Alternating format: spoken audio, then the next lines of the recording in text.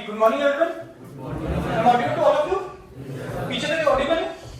Okay, चलो, first of all I would like to thank the college management, training placement officer, that they have given us the opportunity to give you this very information about this very important exam of your life, being the you're from the engineering background. So आप लोगों के लिए ये exam एक बहुत ज्यादा important exam है।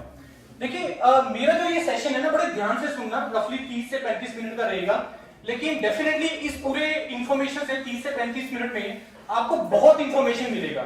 May be आप लोगों में से उसमें से बहुत सारा इंफॉर्मेशन ऐसा होगा कि सुना होगा कि अच्छा एमटेक होता है, अच्छा हायर स्टडीज होती है, अच्छा पीएससी होते हैं, लेकिन इनसाइट्स हमें नहीं पता, रियलिटी हमें नहीं पता है। तो मेरा जो आज का जो सेशन है वो ज्यादा जो ओरिएंटेड होगा, GATE is one of the exam, जो मेरा मेन सेशन रहेगा वो आपके करियर से रिलेटेड रहेगा, कि आपको अपने करियर को, मे बी आप लोगों में से बहुत लोगों को ये भी नहीं पता होगा कि इस करियर वर्ड का मतलब क्या होता है। जॉब एक चीज है, करियर दूसरी चीज है, राइट? तो मेरा जो एक सेशन है जो ये रहेगा वो करियर से रिलेटेड रहेगा, तो ध्यान से सुनना, कहीं पे भी कोई डाउट आएगा तो आप लोगों ने पूछना है, और at the end of the session I will open this house for the doubt. जो भी तुम्हें किसी भी तरीके का क्वेरी आएगा, मैं हाउस ओपन करेंगे हम लोग, कि जो भी तुम्हें डाउट है तुम लोग वहां से पूछ सकते हो, राइट? अब मैं यहां से स्टार्ट कर रहा हूं यार, कि आप लोग बीटेक हैं सभी, थर्ड ईयर से कौन कौन है यहाँ पे? Third year computer science, final year computer science, second year computer science, great. चलो, अब मैं यहीं से स्टार्ट कर रहा हूं यार, कि जैसे आप लोग बीटेक इन कंप्यूटर साइंस आप लोग करेंगे, तो जब आप बीटेक कंप्यूटर साइंस कंप्लीट कर लेंगे तो आपके पास करियर का क्या क्या ऑप्शंस अवेलेबल होते हैं, ब्रॉडर में क्या क्या होता है। सबसे पहले क्या होता है तुम्हारे पास ऑप्शन, क्या कर सकते हो तुम लोग बीटेक कंप्यूटर साइंस के बाद? जॉब कर सकते हैं। अब जॉब को आगे डिवाइड कर दो, किस टाइप की जॉब हो सकती है? प्राइवेट जॉब हो सकती है, गवर्नमेंट जॉब हो सकती है, और पब्लिक सेक्टर जॉब हो सकती है। अब यहाँ पे दिमाग में डाउट आ जाएगा, सर गवर्नमेंट जॉब, हमने तो पब्लिक सेक्टर को बोला था कि गवर्नमेंट जॉब होती है। पब्लिक सेक्टर को प्योरली गवर्नमेंट नहीं होता, इसमें गवर्नमेंट का एक शेयर होता है, खास करके सेंट्रल गवर्नमेंट का। तो जॉब में अगर हम बोले कि क्या क्या तुम्हारे पास जॉब के हिसाब से ऑप्शन होते हैं, तो तुम्हारे पास प्राइवेट का ऑप्शन होता है, तुम्हारे पास गवर्नमेंट का ऑप्शन होता है, और तुम्हारे पास पब्लिक सेक्टर का ऑप्शन होता है, राइट? ये एक कैटेगरी होगी जॉब का। दूसरा टाइप ऑफ कैटेगरी क्या होता है तुम्हारे पास, क्या ऑप्शन होता है दूसरा तुम्हारे पास? हाँ जी, हायर स्टडीज के लिए आप जा सकते हैं। हायर स्टडीज को डिवाइड कर दो, इंडिया, अब्रॉड, यस और नो? अब इंडिया में अगर हम पर्टिकुलर बात करें, अब्रॉड में बात करें, तो हायर स्टडीज में क्या क्या ऑप्शन होती है तुम्हारे पास? आफ्टर द बीटेक एमटेक का ऑप्शन होता है, और एमबीए का ऑप्शन होता है, मतलब मैनेजमेंट डोमेन हो गया, और एमटेक और एमबीए, एमएस का ऑप्शन होता है अब्रॉड से, इंडिया से। इंडिया में है ऑप्शन एमएस का? है ही नहीं किसी को, नहीं है किसी को आइडिया। आपको पता है कि एक और आपके पास हायर स्टडीज का ऑप्शन होता है, that is a direct PhD after the BTech. पता है इसके बारे में? नहीं पता? ठीक है, कोई बात नहीं। तो जॉब को अगर हम कैटेगराइज करें, जॉब को अगर हम डिवाइड करें, क्या क्या ऑप्शन है तुम्हारे पास? पहले आ गया इंडिया, अब्रॉड, अब्रॉड और इंडिया की ऑप्शन, ये सारी चीज जो हमने बोली वो सारी आ जाएगा। फिर आगे इसको डिवाइड करोगे तो टेक्निकल डोमेन में और मैनेजमेंट डोमेन में। टेक्निकल डोमेन में तुम्हारे पास एमटेक का ऑप्शन है, एमएस का ऑप्शन है, और डायरेक्ट पीएचडी का ऑप्शन है, और मैनेजमेंट डोमेन में तुम्हारे पास एमबीए का ऑप्शन है। और ये सारी ऑप्शंस तुम्हारे पास अब्रॉड में भी अवेलेबल है, यस और नो? अब दिमाग में क्वेश्चन मार्क नहीं आ रहा कि डायरेक्ट पीएचडी अब्रॉड में कैसे हो जाएगा? आ रहा है क्वेश्चन कि नहीं? आंसर करूंगा इसका मैं। उसके बाद तीसरी कैटेगरी क्या होती है? जॉब हो गया, हायर स्टडीज हो गया, तीसरा क्या होता है? अपना जो अपना काम धंधा, एंटरप्रेन्योरशिप, हायर ना? यही तीन कैटेगरीज होगी। कोई और ऑप्शन होता है आपके पास? यही तीन ब्रॉडर क्लासिफिकेशन है जो आप बीटेक की बात कर सकते हो, being the computer science, right? अब मैं आपको ये बोल रहा हूं कि ये जितना भी मैंने तुम्हें करियर ऑप्शंस बता रहा हूं कि तुम्हारे पास बीटेक कंप्यूटर साइंस के बाद है, तो अब ये सारा का सारा जितना भी करियर ऑप्शंस हैं वो थ्रू वन सिंगल एग्जाम के थ्रू ओपन हो जाता है। That is through only one single exam, and that exam is known as the GATE exam. मे भी बहुत बच्चे ऐसे होंगे जिन्होंने शायद गेट एग्जाम का नाम पहली बार सुना होगा। GATE is graduate aptitude test in engineering, right? आप जिन्होंने भी इसका नाम सुना हुआ है गेट एग्जाम का, सबसे पहला थॉट दिमाग में पता है क्या आता है? बहुत डिफिकल्ट है। सबसे पहला थॉट ये आएगा दिमाग में कि बहुत डिफिकल्ट एग्जाम है। ऐसा नहीं है, वो मैं तुम्हें प्रूव करूंगा कि GATE is very easy and very simple exam, लेकिन एक type of category of students के लिए जो कंसेप्ट के हिसाब से चलते हैं, रट्टा मार के नहीं चलते हैं। जो समझ के चलते हैं चीजों के लिए, उसके लिए गेट एग्जाम बहुत इजी है, उसके लिए बाद में जाएंगे। अब देखो, ये जितना भी हमने ऑप्शन डिस्कस किया, जॉब की बात की, प्राइवेट की बात करी, गवर्नमेंट की, हायर स्टडीज की बात करी, अगर मैं एमटेक वर्ड यूज कर रहा हूं डजंट मीन कि एमटेक कहीं से भी कर लो। अगर मैं प्राइवेट जॉब की बात कर रहा हूं डजंट मीन कि आप 2-4 लाख की नौकरी पकड़ लो। अगर मैं अब्रॉड की बात कर रहा हूं डजंट मीन कि तुम सिर्फ अब्रॉड जाने के लिए चले जाओ हायर स्टडीज के लिए। अगर हम लोग यहां पे डिस्कस कर रहे हैं, जितना भी हम करियर ऑप्शन से डिस्कस कर रहे हैं, ये सारी ऑप्शंस के लिए हम लोग वो ऑप्शंस की बात कर रहे हैं जहां पे तुम जाओगे, तुम्हें बेनिफिट क्या होगा। सबसे पहला ब्रांडिंग, जो मे बी अभी तक आप लोगों ने एक्वायर नहीं किया है। अगर आप लोगों के पास ब्रांडिंग अभी तक नहीं है, तुम्हें मार्केट में कोई वैल्यू नहीं पड़ेगा 2-4 लाख 5 लाख स्टार्टिंग करने के लिए। दूसरा पार्ट स्पेशलाइजेशन। बैचलर तक हम लोग कोई स्पेशलाइज है किसी चीज के नहीं है, लेकिन जब हम मास्टर्स डोमेन में जाते हैं तो स्पेशलाइजेशन होती है किसी चीज की। बीइंग द कंप्यूटर साइंस, क्या क्या स्पेशलाइजेशन हो सकती है तुम्हारे पास? एक प्रोग्रामिंग का हो सकता है, और वेब डेवलपर का हो सकता है, और डेटा साइंटिस्ट हो सकते हो, और बोलो क्लाउड कंप्यूटिंग में कर सकते हो, साइबर सिक्योरिटी में होता है। ऐसी बहुत ऑप्शन है तुम्हारे पास। ऐसी में और इतनी तुम्हें ऑप्शन बताऊंगा आज जिसके बारे में तुमने सुना भी नहीं होगा कि बीइंग द कंप्यूटर साइंस तुम जा सकते हो उसमें। ई वेस्ट मैनेजमेंट, आपको लगता है कि आप एमटेक कंप्यूटर साइंस एमटेक तुम ई वेस्ट मैनेजमेंट में कर सकते हो? सुने कभी इसके बारे में? नहीं। ई व्हीकल्स जा सकते हो? पता नहीं सर, पहली बार सुना ये कि बीइंग द कंप्यूटर साइंस में उसमें भी जा सकता हूं, स्पेशलाइजेशन कर सकता हूं मैं। मास्टर्स इन एंटरप्रेन्योरशिप सुने किसी ने? नहीं सर, अच्छा ऐसा भी होता है कुछ। मास्टर्स इन सस्टेनेबल डेवलपमेंट सुना आप लोगों ने वर्ड? नहीं सुना। मास्टर्स इन रूरल डेवलपमेंट सुना इसके बारे में? नहीं सुना। मास्टर्स इन एनर्जी साइंस सुना इसके बारे में? नहीं सुना। तो मेरे कहने का मतलब है कि जितना भी मैं करियर ऑप्शंस की बात कर रहा हूं, जितना भी मैंने जॉब की बात करी या हायर स्टडीज की बात करी, इन डोमेन में जाने का फायदा तुम्हें तभी होगा अगर किसी अच्छी जगह से कर रहे हो, अदरवाइज कोई फायदा नहीं होने वाला। अब अगर मेरे को ये चीजें अच्छी जगह से करनी है, अगर मेरे को जॉब में चाहिए 15-20 लाख का पैकेज, अगर मेरे को हायर स्टडीज करनी है आईआईटी से, एनआईटी से, ट्रिपल आईटी से, मेरे को अगर मैनेजमेंट कोर्स करना है आईएम से, तो क्या करना पड़ेगा? कंप्लीट करना पड़ेगा। कंप्लीट करना पड़ेगा कि नहीं पड़ेगा? कोई दुनिया में ऐसी चीज है, कोई दुनिया में ऐसी अच्छी चीज है जो तुम्हें आसानी से मिल जाए? कोई भी चीज नहीं है। तो जो भी कोई भी अच्छी चीज है ना यार, उसके लिए कंपीट तो करना ही पड़ेगा। कंपटीशन तो फाइट करना ही पड़ेगा। बड़ा सिंपल से दिमाग में बना लो। अगर तुम्हें लगता है कि जिंदगी बहुत आसानी से गुजर जाएगी ना, वो छोड़ देना दिमाग में, बिना मेहनत किए स्ट्रगल रहेगी फिर सारी लाइफ, जिसको मे बी आप फील भी ना कर पाओ कि मैं स्ट्रगल कर रहा हूं मैं। और जिस स्टेज में आप लोग बैठे हो, इस स्टेज से आने वाले जो 3-4-5 साल हैं, अगर इस फेज में तुमने स्ट्रगल कर लिया तो आगे रास्ता बहुत आसान है। लेकिन अगर ये आने वाले 3-4-5 साल तुमने निकाल दी ऐसे ही, फिर पूरी जिंदगी स्ट्रगल है, पूरी लाइफ स्ट्रगल है। बात समझ में आ रही नहीं आ रही है? उसके बाद फिर पूरी स्ट्रगल है। तो हमें इस तरीके से लेके चलना है कि आने वाले कम से कम 4-5 साल मेहनत करनी है ढंग से। सबसे बड़ी गड़बड़ पता है लोग क्या करते हैं कि जैसे बीटेक हुए हम लोग कंपैरिजन करना स्टार्ट कर देते हैं। सबसे डेंजरस मोमेंट होता है अपनी लाइफ का। पता है क्या करते हो तुम लोग? यार मेरा फ्रेंड तो कनाडा जा रहा है, चलो मैं भी चलता हूं। यार मेरा फ्रेंड तो एक उसका नोन था, उसको जॉब लगवा दिया, चल मैं भी बात कर लेता हूं, चलो मेरे को भी क्या पता नौकरी लगवाई दे।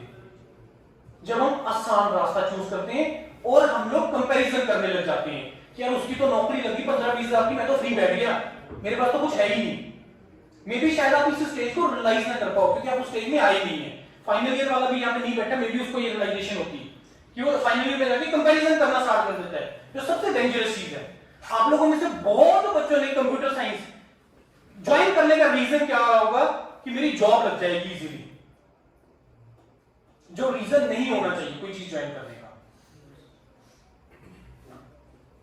हमें अपना इंटरेस्ट भी देखना होता है और एक्चुअल में ये देखना होता है कि अगर मैं ये चीज ज्वाइन कर रहा हूं तो उसका आने वाला 15-20 साल का क्या फ्यूचर है, क्या फ्यूचर है। इस टाइम पे रिसेशन चल रहा है कंप्यूटर साइंस में भी आप लोगों को पता लग गया होगा। तो अब क्या करना है सर? ऐसे बहुत सारे रास्ते में यहां पे आज आपको ओपन करके जाऊंगा। अगर तुम 4-5 साल उन रास्तों पे चल पड़े, बहुत अच्छी लाइफ लीड करने वाले हो, अदरवाइज स्ट्रगल है। ये याद रखना, रिकॉर्डिंग हो रहा है, ये वीडियो डलेगा यूट्यूब पे, 4-5 साल के बाद ओपन करके देख लेना।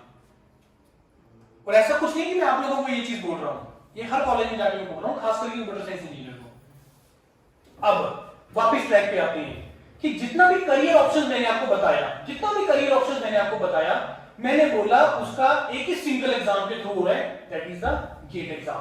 That is the reason why I call this exam as a beautiful exam.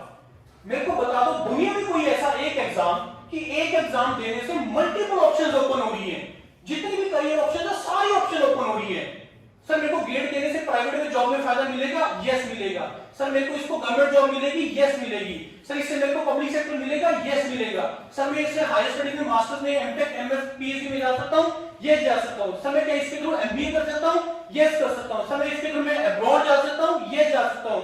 Sir मैं इसके थ्रू क्या एंटरप्रेन्योरशिप डोमेन में जा सकता हूं, यस जा सकता हूं। यही एक सिंगल एग्जाम है जिसके थ्रू तुम्हारे पास सारी करियर ऑप्शंस ओपन हो रहे हैं, and that exam is known as the GATE exam. अब गेट एग्जाम स्टार्ट कहां से हुआ, थोड़ी सी हिस्ट्री की तरफ चलते हैं, पीछे की तरफ चलते हैं। देखो GATE exam actually it was started to promote the higher studies in the country में हायर स्टडीज प्रमोट करने के लिए स्टार्ट हुआ था। अब बोलोगे दिमाग में सर हायर स्टडीज तो गेट के एग्जाम तो सर 80s 90s में स्टार्ट हुआ है, उससे पहले हायर स्टडीज नहीं होती थी। बिल्कुल होती थी, लेकिन उससे पहले पर्पस कुछ और होता था हायर स्टडीज करने का। लोगों का क्या पर्पस होता था कि एमटेक कर लूंगा, पीएचडी कर लूंगा, नौकरी लग जाएगी। यही होता था ना कि मास्टर्स कर लूंगा या पीएचडी कर लूंगा, मेरी जॉब लग जाएगी। ये रीजन होता था, लेकिन अब वो रीजन नहीं है। क्योंकि जब तुम हायर स्टडीज डोमेन में जाते हो, किसी स्पेशलाइजेशन डोमेन में जाते हो, तो तुम वहां पे जाके करते क्या हो, क्या लगता है तुम्हें? तुम वहां पे जाके कोई ना कोई रियल वर्ल्ड की प्रॉब्लम का सॉल्यूशन देते हो। पता है तुम्हें इसके बारे में? जिसको हम वर्ड बोलते हैं रिसर्च। मेरे को नहीं पता आप लोगों के दिमाग में रिसर्च वर्ड का क्या मतलब है, लेकिन रिसर्च वर्ड का मतलब ये है जो जेन्युइनली, जो सही मायने में रिसर्च वर्ड का मतलब है कि कोई ना कोई सोसाइटी की प्रॉब्लम का सॉल्यूशन देना, दैट इज रिसर्च। कि भी ठंड है, सो रहा है बंदा, कोई ना कोई हीटर चला के मैं सो गया और रात को बहुत गर्मी लगनी स्टार्ट होगी, ठंड लग रही है, उठ नहीं पाता, कोई ऐसी सॉल्यूशन निकाल दो कि मैं यहीं से बैठे उसको बंद कर दूं। For example real world problem. और that is the reason why promotion start हुआ हायर स्टडीज का, कि भाई ढंग से बच्चे लेके आओ, हायर स्टडीज में कंपीट करके आओ, सो दैट की प्रॉब्लम सॉल्व हो पाए कंट्री की। क्योंकि कंट्री की डेवलपमेंट जो है वो जो किसके हाथ में है? डॉक्टर के हाथ में है, लॉयर के हाथ में है, किसके हाथ में है? इंजीनियर के हाथ में है। किसी भी कंट्री की जो डेवलपमेंट है वो इंजीनियर के हाथ में है और किसी के हाथ में नहीं। या ये लगा लो कि 90% ऑफ जो कंट्रीब्यूशन है वो इंजीनियर का है, क्योंकि आप लोग सॉल्यूशन दे रहे हो, आप लोग यहाँ पे चीजें बना रहे हो। पहले उससे क्या हुआ था कि हम चीजें खरीदते थे, हेलीकॉप्टर खरीद रहे हैं, जहाज खरीद रहे हैं, कोई भी चीजें खरीद रहे हैं। लेकिन इससे क्या हो रहा है, हम तो खरीद रहे हैं, बेच रहे हैं। कम जीडीपी का मतलब समझ आता है ना? यही होता है ना, खरीदना बेचना, एक्सपोर्ट इंपोर्ट, बड़ी सिंपल लैंग्वेज में। कि जितना तुम भी अपनी कोई दुकानदारी कर रहे हो, फॉर एग्जांपल, जितना तुम बेचोगे उतना तुम प्रॉफिट में रहोगे, जितना तुम खरीदोगे उतना तुम लॉस में रहोगे। तो जितना तुम बेचोगे, बेचने से पहले पहले अपनी नीड्स को पूरा करना, कि भाई यहाँ पे बिजली सही तरीके से मिलती है, 24 घंटे मिलती रहे, सड़कें सब अच्छे तरीके से होता रहे, पानी साफ आता रहे, यही बेसिक नीड्स है ना। खाने को अच्छा मिल जाए, क्वालिटी खाना मिल जाए, क्वालिटी लाइफ मिल जाए। तो पहले नीड तो उस कंट्री की है, पहले प्रॉब्लम तो उस कंट्री की है, फिर प्रॉब्लम, फिर आ गया उसको बिजनेस को कन्वर्ट करना, बिजनेस में कि यहीं पे इतना जनरेट करना स्टार्ट कर दो कि एक्सपोर्ट करो तुम क्वालिटी के साथ, तो ऑटोमेटिकली जीडीपी बढ़ जाएगी। जितना पैसा आएगा यहीं पे तो लगना सारा का सारा। आ रही नहीं आ रही बात समझ में? So that is the reason why higher studies were promoted through the GATE exam. क्योंकि रिसर्च जो एक्चुअल में जो है, अब मेरे को बताओ, कोई भी सोसाइटी की प्रॉब्लम, जिसके लिए कोई इंडस्ट्री है, कोई प्रोडक्ट बना रही है, उसको कोई नया प्रोडक्ट उतारा, दिमाग में आइडिया आ गई है, एक काम करते हैं, एक ऐसी चीज बनाते हैं जिससे ये पर्पस सॉल्व हो जाए। कोई भी एग्जांपल, राइट? अब मेरे को बताओ, उस डोमेन का जो स्पेशलाइज्ड पर्सन होगा वो कहां पे होगा, इंडस्ट्री में होगा या आईटी के अंदर होगा। अगर मेरे को सपोज कोई आर्टिफिशियल इंटेलिजेंस के ऊपर ही कोई स्पेशलाइज्ड पर्सन ढूंढना है तो मेरे से उसको कोई प्रॉब्लम देनी है जिससे मेरे को एआई टूल बना के देगा, वो कहां पे है उसका स्पेशलाइज्ड पर्सन, आईटी में बैठे हैं या किसी इंफोसिस या बड़ी कंपनी में बैठे हैं, कहां पे बैठे हैं, आईटी में बैठे। तो जब भी कोई भी रियल लाइफ की प्रॉब्लम आएगी सबसे पहला जो दरवाजा ओपन करना पड़ेगा वो प्रोफेसर का करना पड़ेगा, प्रोफेसर ढूंढना पड़ेगा उस डोमेन का, चाहे वो मैन्युफैक्चरिंग से रिलेटेड है, चाहे वो आईटी से रिलेटेड है, कोई भी डोमेन का है। तो उनके पास क्या होते हैं, प्रोजेक्ट्स होते हैं। मैं इंडस्ट्री में मेरे को प्रॉब्लम आ रही है, मैंने ढूंढा प्रोफेसर, ये ले भी प्रोफेसर मेरे को ये इसका सॉल्यूशन निकाल दे अगले 3 साल के अंदर, और ये पकड़ 2 करोड़ रुपए, प्रोफेसर को खुद लगेगा नहीं, तो उसको क्या चाहिए होती है, वर्कफोर्स चाहिए होती है। और वर्कफोर्स में सबसे बेस्ट लोग क्या होते हैं, जिसको नीड होती है, और वो नीड किसको है, तुम लोगों को जो जाते हैं वहां पे मास्टर्स करने के लिए, पीएचडी करने के लिए। तो हर किसी का पर्पस यहां पे सॉल्व हो रहा है। तो सस्टेनेबल एक वर्ड जो हम यूज करते हैं ना, सस्टेनेबल डेवलपमेंट, आजकल बहुत ज्यादा वर्ड यूज हो रही है कि सस्टेनेबल डेवलपमेंट होना बहुत ज्यादा जरूरी है। क्यों जरूरी है कि जिसमें हर किसी को नुकसान ना हो, हर किसी को फायदा हो। ऐसा लोग हम पेड़ काटी जा रहे एक दिन ऐसा है कि सारा खत्म ही हो गया लकड़ी, फॉर एग्जांपल। तो ये तो एक सस्टेनेबल वर्ड नहीं, मतलब सस्टेनेबल डेवलपमेंट नहीं हुई है कि एक चीज पे तुम एक चीज से कॉम्प्रोमाइज करते जा रहे हो और दूसरी चीज का तुम ग्रो करते जा रहे हो। बात आ रही नहीं आ रही समझ में? तो सिस्टम इस तरीके से रन करता है कि जिसमें हर किसी का फायदा होना जरूरी है। अब इस प्रॉब्लम जो इंडस्ट्री के पास थी उससे सोल्यूशन किसका फायदा हुआ, खुद सोच के देखो। जिस बच्चों ने उस प्रोजेक्ट में प्रोफेसर के अंदर काम किया उसका फायदा हुआ? यस हुआ। क्यों हुआ? क्योंकि उसको डिग्री मिल गई। प्रोफेसर का फायदा हुआ? यस हुआ। उसकी रिज्यूमे के अंदर एक और प्रोजेक्ट का सॉल्यूशन आ गया। आईटी का फायदा हुआ? उस कॉलेज का फायदा हुआ? यस हुआ, क्योंकि जितना शेयर 2 करोड़ उसको दिए, शेयर एक आईटी को भी दिया होगा। इंडस्ट्री का फायदा हुआ? यस हुआ, उसको सॉल्यूशन मिल गया, वो प्रोडक्ट बनाना स्टार्ट कर देगा। कंट्री का फायदा हुआ? यस हुआ, क्योंकि प्रोडक्ट जितने ज्यादा बनाएगा उसका टैक्स देगा वो, और सोसाइटी की रियल वर्ल्ड प्रॉब्लम को सॉल्व कर दिया उसने। बात आ रही है नहीं आ रही समझ? ऊपर से तो नहीं निकल रही है। तो इस तरीके से जो रिसर्च डोमेन है ये ऐसे काम करता है। बात आ गई है समझ में?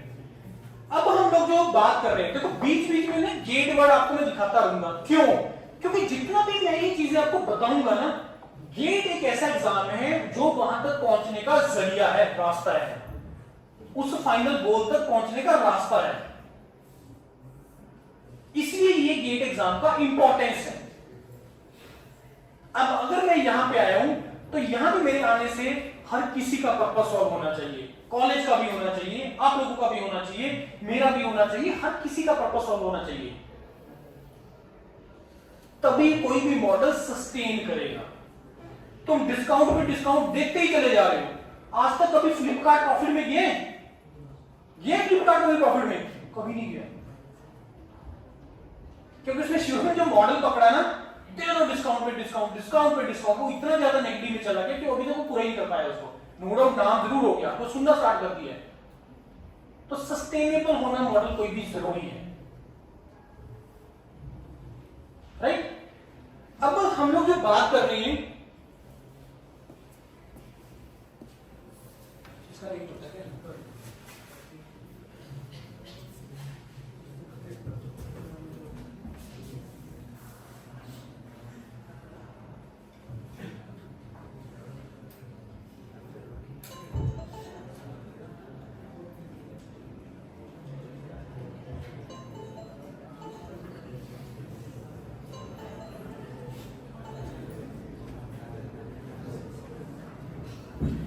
ये जो है presentation, all the career opportunities after the BTech, jobs and higher studies.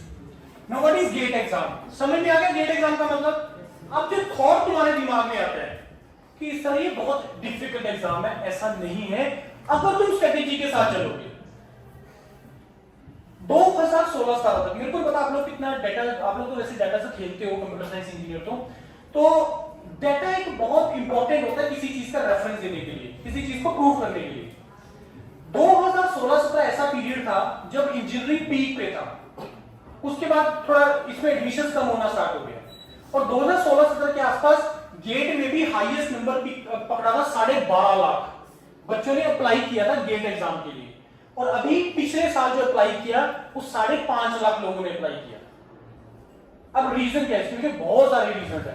एक तो नंबर ऑफ स्टूडेंट्स कम है, उसके पीछे जो भी रीजन है, और वो कोई रीजन ही नहीं है। अब बाय द टाइम कंपटीशन बहुत कम हो गया, 17-18 से अभी तक कंपटीशन कम ही होता चला जा रहा है। कैसे? पहला, गेट देने वाले बच्चे बहुत कम हो गए, नंबर कंपटीशन कम हो गया। अब कितना परसेंटेज जो बच्चा गेट क्वालिफाई करता था, है कोई आइडिया? कितना परसेंटेज जो बच्चा गेट क्वालिफाई करता है ऑन एन एवरेज? कोई आइडिया, कोई फिगर, कोई गैस करो? 16 से 18%। 16 से 18% बच्चा गेट क्वालिफाई कर पाता है। अब रीजन ये नहीं है कि टफ है, रीजन ये है कि पढ़ते ही नहीं है। 5.5 लाख में से 4.5 लाख बच्चा अपीयर हुआ, 1 लाख बच्चा अपीयर ही नहीं हुआ। नेट पे सारा डाटा पड़ा उठा लेना, और उस 4.5 लाख में से 15% बच्चा जो है वो क्वालिफाई किया। 15 चौका 60, 15 बजे 75, तो 60% मतलब रफली 70,000 बच्चा क्वालिफाई किया। 70,000 बच्चा क्वालिफाई किया, हाँ है ना? और ये सारी ब्रांचेस मिला के बोल रहा हूं मैं, ओनली कंप्यूटर साइंस नहीं। अब डाटा कंपैरिजन करो, 2016-17 के अंदर जितनी जॉब्स आई होंगी या जितनी हायर स्टडीज में ओपनिंग थी, उसका अगर कंपैरिजन तुम 2023-24 से करो तो बढ़ा हुआ होगा, कम हुआ होगा या सेम हुआ होगा? बढ़ा हुआ होगा। क्यों? जॉब्स बढ़ रही है, टाइम के साथ जॉब बढ़नी है, रिक्वायरमेंट। अगर कंट्री को डेवलपिंग से डेवलपमेंट बनाना है, इस कंट्री को भी डेवलप्ड बनाना है, तो बढ़ेगी, तुम्हारी रिक्वायरमेंट्स नहीं बढ़ रही है। तुम नहीं चाहते क्वालिटी लाइफ, नहीं चाहते क्वालिटी लाइफ, अच्छा खाना पीना नहीं चाहते, सड़कें अच्छी नहीं चाहते तुम लोग, इलेक्ट्रिसिटी नहीं चाहते 24 घंटे, 10 लाख की गाड़ी के अंदर 20 लाख के फीचर नहीं चाहते हो? चाहते हो नहीं चाहते हो? यस चाहते हैं। तो ये कैसे पॉसिबल है? अब कंपटीशन जब 10 लाख 12 लाख बच्चा पेपर लिख रहा था तो क्वालिफाई कितना हो रहा था? 1.5-2 लाख। आज बच्चा क्वालिफाई कितने? 70,000 हो रहे हैं। बात आ रही कि नहीं समझ में? तो 70,000 वर्सेस 1.5 लाख, अपॉर्चुनिटीज बढ़ रही हैं। तो एंट्री जो है, चाहे वो हायर स्टडीज है चाहे वो जॉब है, वो कंपैरेटिवली कंपटीशन बहुत कम हो गया। अब वो 2016-17 के अंदर अगर मेरे को पब्लिक सेक्टर जाना था या मेरे को हायर स्टडीज जाना था, मेरे को कम से कम 50-60 प्लस स्कोर करना पड़ता था। आज के टाइम पे 35-40 नंबर के ऊपर भी तुम्हें कॉल आ रहा है आईआईटी का या जॉब के लिए, तुम्हें 50 प्लस नंबर पे कॉल आ रहा है पब्लिक सेक्टर का। तो मेरे कहने का मतलब है अब स्ट्रेटेजी गेट की कुछ और है। पहले बच्चा 100 नंबर का तैयार करता था और लाता था 60-70 नंबर। अब हमें करना ही 60-70 नंबर का तैयार है और नंबर लाने 40 से 50। सारी करियर ऑप्शंस ओपन हो जाएंगी तुम्हें। क्या क्या करियर ऑप्शंस है अभी दिखा रहा हूं तुम्हें। समझ में आया कि नहीं? डाटा समझ में आ रही है, फिगर्स नहीं आ रही है? अभी तो मैंने तुम्हें अपॉर्चुनिटीज नहीं दिखाई, इसके थ्रू अपॉर्चुनिटीज क्या क्या है, तो मैं तुम्हें जस्ट फिगर दे रहा हूं। उसके बाद गेट टफ एग्जाम में नहीं है, गेट एक कंसेप्चुअल एग्जाम है कि अगर तुम्हारे कंसेप्ट फंडामेंटल्स क्लियर है तो ही तुम्हें वो पेपर क्वालिफाई होगा, अदरवाइज नहीं होगा। मतलब क्वालिफाई भी नहीं कर पाओगे, 25 नंबर भी नहीं ले पाओगे अगर तुम रट्टा लगा के चलोगे। ये रट्टा लगाने वाला एग्जाम नहीं है, ये समझने वाला एग्जाम है। और सबसे कम सिलेबस कंप्यूटर साइंस का होता है गेट के अंदर। मैकेनिकल सिविल का तो 500-600 घंटे मॉड्यूल है, कंप्यूटर साइंस सारा ही 250-300 घंटे का मॉड्यूल है। 250-300 घंटे के अंदर तैयारी हो जाती है तुम्हारी आराम से, राइट? गेट के एग्जाम स्ट्रक्चर की तरफ जाते हैं।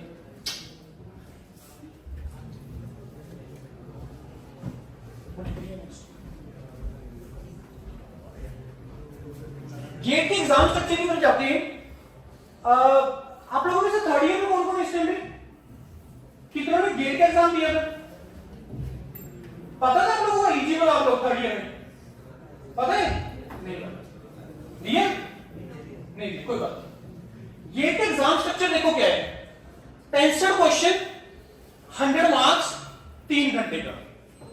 मैं इसको बोलता हूं 45 क्वेश्चन, 70 नंबर, 3 घंटे। ध्यान से समझना जो तुम्हें बोल रहा हूं मैं। नहीं करना यार, मैं 68 क्वेश्चन में नहीं करना तैयार। कोर वगैरह आपने थोड़ी डिफिकल्ट छोड़ दो, जिसमें नहीं है कंफर्टेबल छोड़ दो।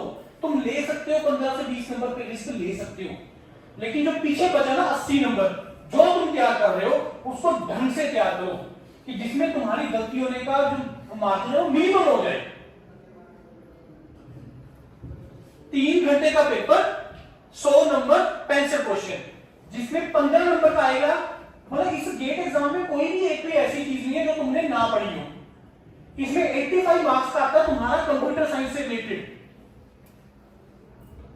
टीओसी पढ़ते हो तुम लोग, एल्गोरिथम पढ़ते हो, सी डाटा स्ट्रक्चर पढ़ते हो, कोरा पढ़ते हो, डीबीएमएस पढ़ते हो, पढ़ते नहीं, डिस्क्रीट मैथ पढ़ते हो, उसके बाद आपका आगे इंजीनियरिंग मैथमेटिक्स पढ़ते हो, पढ़ते हो। ये 85 मार्क्स का आएगा। और पीछे रहेंगे 15 नंबर का क्या आएगा, क्वांटिटेटिव एप्टीट्यूड। क्या होता है ये, LCM, HCF, profit law, time unit distance. पढ़ के आएगा नहीं पढ़ के आएगा 10वीं में, पढ़ के आएगा ना। Reasoning, number system, sitting arrangement, ages वाली प्रॉब्लम करके आए हो, 10वीं तक नहीं करके आए हो। English, reading comprehension, sentence correction, synonym, metonym पढ़ के आए हो नहीं पढ़ के आए हो। तो 15 नंबर का क्वांट, रीजनिंग, इंग्लिश जो तुमने 10वीं तक पढ़ा है, ये है 100 नंबर का इसका वैल्यू। 3 टाइप ऑफ क्वेश्चन इसके अंदर आते हैं। कौन से होते हैं 3 टाइप ऑफ क्वेश्चन? पहला टाइप ऑफ होता है मल्टीपल चॉइस क्वेश्चन, इसमें क्वेश्चन रहेगा उसमें एबीसीडी। लेकिन जैसे मैंने आपको बोला कि ये कॉन्सेप्चुअल एग्जाम है, रट्टा लगाने से नहीं निकलेगा, किस्मत से तो कभी भी नहीं निकलेगा। मतलब ये जो फिलिंग का ये बोला ना multiple choice question, out of 65 question 15 से 20 होते हैं, जिसमें तुम अक्कड़ बक्कड़ करके तुम्हारा लग सकता है मे भी 15-20 में से 2-4 ठीक हो जाएंगे, लेकिन अदरवाइज नहीं होते हैं। दूसरा टाइप ऑफ क्वेश्चन होता है मल्टीपल सिलेक्शन क्वेश्चन, जिसमें एक से ज्यादा आंसर ठीक होता है। तीसरा टाइप ऑफ क्वेश्चन होता है न्यूमेरिकल आंसर टाइप क्वेश्चन, जिसमें क्या होता है फिलिंग द ब्लैंक, जिसमें तुम्हें वैल्यू पुट करनी है। तो अगर तुम्हारा क्वेश्चन सही हो रहा है तभी तुम उसका रखाओगे, अदरवाइज नहीं कर पाओगे। नेगेटिव मार्किंग होती है, 1 मार्क क्वेश्चन होता है, 2 मार्क क्वेश्चन होता है, 30 क्वेश्चन होते हैं 1 मार्क के, 35 क्वेश्चन होते हैं इसमें 2 मार्क्स के। विजिबल है तुमको? मैं सोचा नहीं बीच में एनर्जी क्या है, ठंड भी कम हो गया अपना, एनर्जी नहीं है। तो ये है 3 टाइप ऑफ क्वेश्चन इसके अंदर, समझ में आई? 1 मार्क क्वेश्चन के लिए 0.33 का नेगेटिव और 2 मार्क्स क्वेश्चन के लिए 0.66 का नेगेटिव, राइट। उसके बाद नेक्स्ट गेट के कुछ मैं आपको फीचर्स बता रहा हूं क्या क्या है। पहला देखो, गेट तुम लोग जैसे मैंने बोला कि 3rd ईयर ऑनवर्ड लिख सकते हो, 3rd ईयर ऑनवर्ड्स। और गेट लिखने का कोई एज लिमिट होता है? होता है कोई एज लिमिट? क्यों नहीं है? कोई ऐसा बता देगा मेरे को इसका, क्यों नहीं होता गेट लिखने का एज लिमिट? क्योंकि GATE is for higher studies. तो हायर स्टडीज करने का कोई एज लिमिट होता है? कभी नहीं होता है। तो पहला आ गया इसमें कि 3rd ईयर ऑनवर्ड तुम लोग गेट का एग्जाम लिख सकते हो। दूसरा 70-30, ये जो मैंने बताया 70% टेक्निकल, कंप्यूटर साइंस के लिए 85 + 15 है, क्योंकि डिस्क्रीट मैथ और इंजीनियरिंग मैथ मिला के 15 नंबर आ जाता है, राइट। तो 85-15 हो गया आपका, मैंने बता दिया आपको। और जब आप एक बार गेट क्वालिफाई कर लेते हो तो सारे ऑप्शंस ओपन हो जाएगा जो तुम्हें मैंने बताया, जॉब से रिलेटेड, हायर स्टडीज से रिलेटेड, एंटरप्रेन्योरशिप से रिलेटेड। उसके बाद कैलकुलेटर अलाउड नहीं होता इसके अंदर। उसके बाद गेट का जो स्कोर है वो 3 साल के लिए वैलिड होता है।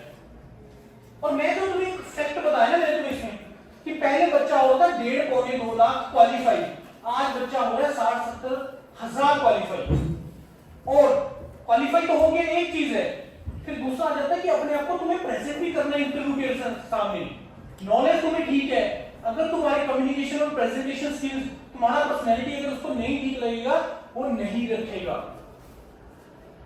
क्योंकि जितना भी क्लास 1 गजेटेड ऑफिसर का जॉब होता है उसमें इंटरव्यू होता ही होता है। इंटरव्यू में क्या चेक कर रहा है वो, तुम्हें क्या लगता है? नॉलेज चेक कर रहा है? नहीं, पर्सनैलिटी चेक करता है। नॉलेज तो चेक कर लिया, गेट क्वालिफाई है कि मीन समथिंग, इसका ठीक है, नॉलेज है इसको कंप्यूटर साइंस का, लेकिन मेन वो चेक करता है तुम्हारा पर्सनैलिटी, कि भाई इसके अंदर मैंने अगर टीम लगा दी, अगर इसको, मतलब वो इंटरव्यू इतने शार्प होते हैं, इतने एक्सपीरियंस होते हैं, 15-20 मिनट में जज कर देते हैं कि इसका टेम्परामेंट क्या है, इसका कैसा एटीट्यूड है इसका। ये इस ऑर्गेनाइजेशन को क्यों ज्वाइन करने वाला है, ये लाइबिलिटी नहीं बन जाएगा इस ऑर्गेनाइजेशन में। तो 10-15 मिनट लगते हैं चेक करने में, 10-15 मिनट, राइट। तो गेट का जो स्कोर है वो 3 साल के लिए वैलिड होता है। आज का सिचुएशन क्या हो गया है, खासकर अगर मैं पब्लिक सेक्टर की बात करूं ना, पहले क्या होता था, पब्लिक सेक्टर जब कोई ओपनिंग निकालता था तो उसी साल का गेट स्कोर वैलिड करते थे कि जिसने इसी साल गेट दिया वही एलिजिबल है। लेकिन अब क्या हो गया, बहुत सारे पब्लिक सेक्टर, क्यों, क्योंकि मार्केट में स्टूडेंट नहीं है, मैंने बता दिया आपको फैक्ट। अब इस कारण से वो क्या कर रहा है, वो पिछले 3 सालों का अलाउ कर रहा है, सो दैट एटलीस्ट उसका जो सैंपल साइज है वो बढ़ जाए, जिसमें से उनको ज्यादा कैपेबल लोग मिल जाए सॉर्ट करने के लिए। बात आ रही है समझ, आ रही है समझ। उसके बाद आ गया, आप लोग 2 गेट के एग्जाम लिख सकते हो एट ए टाइम, 1 साल के अंदर। ये पहले नहीं था, पिछले 2-3 साल से।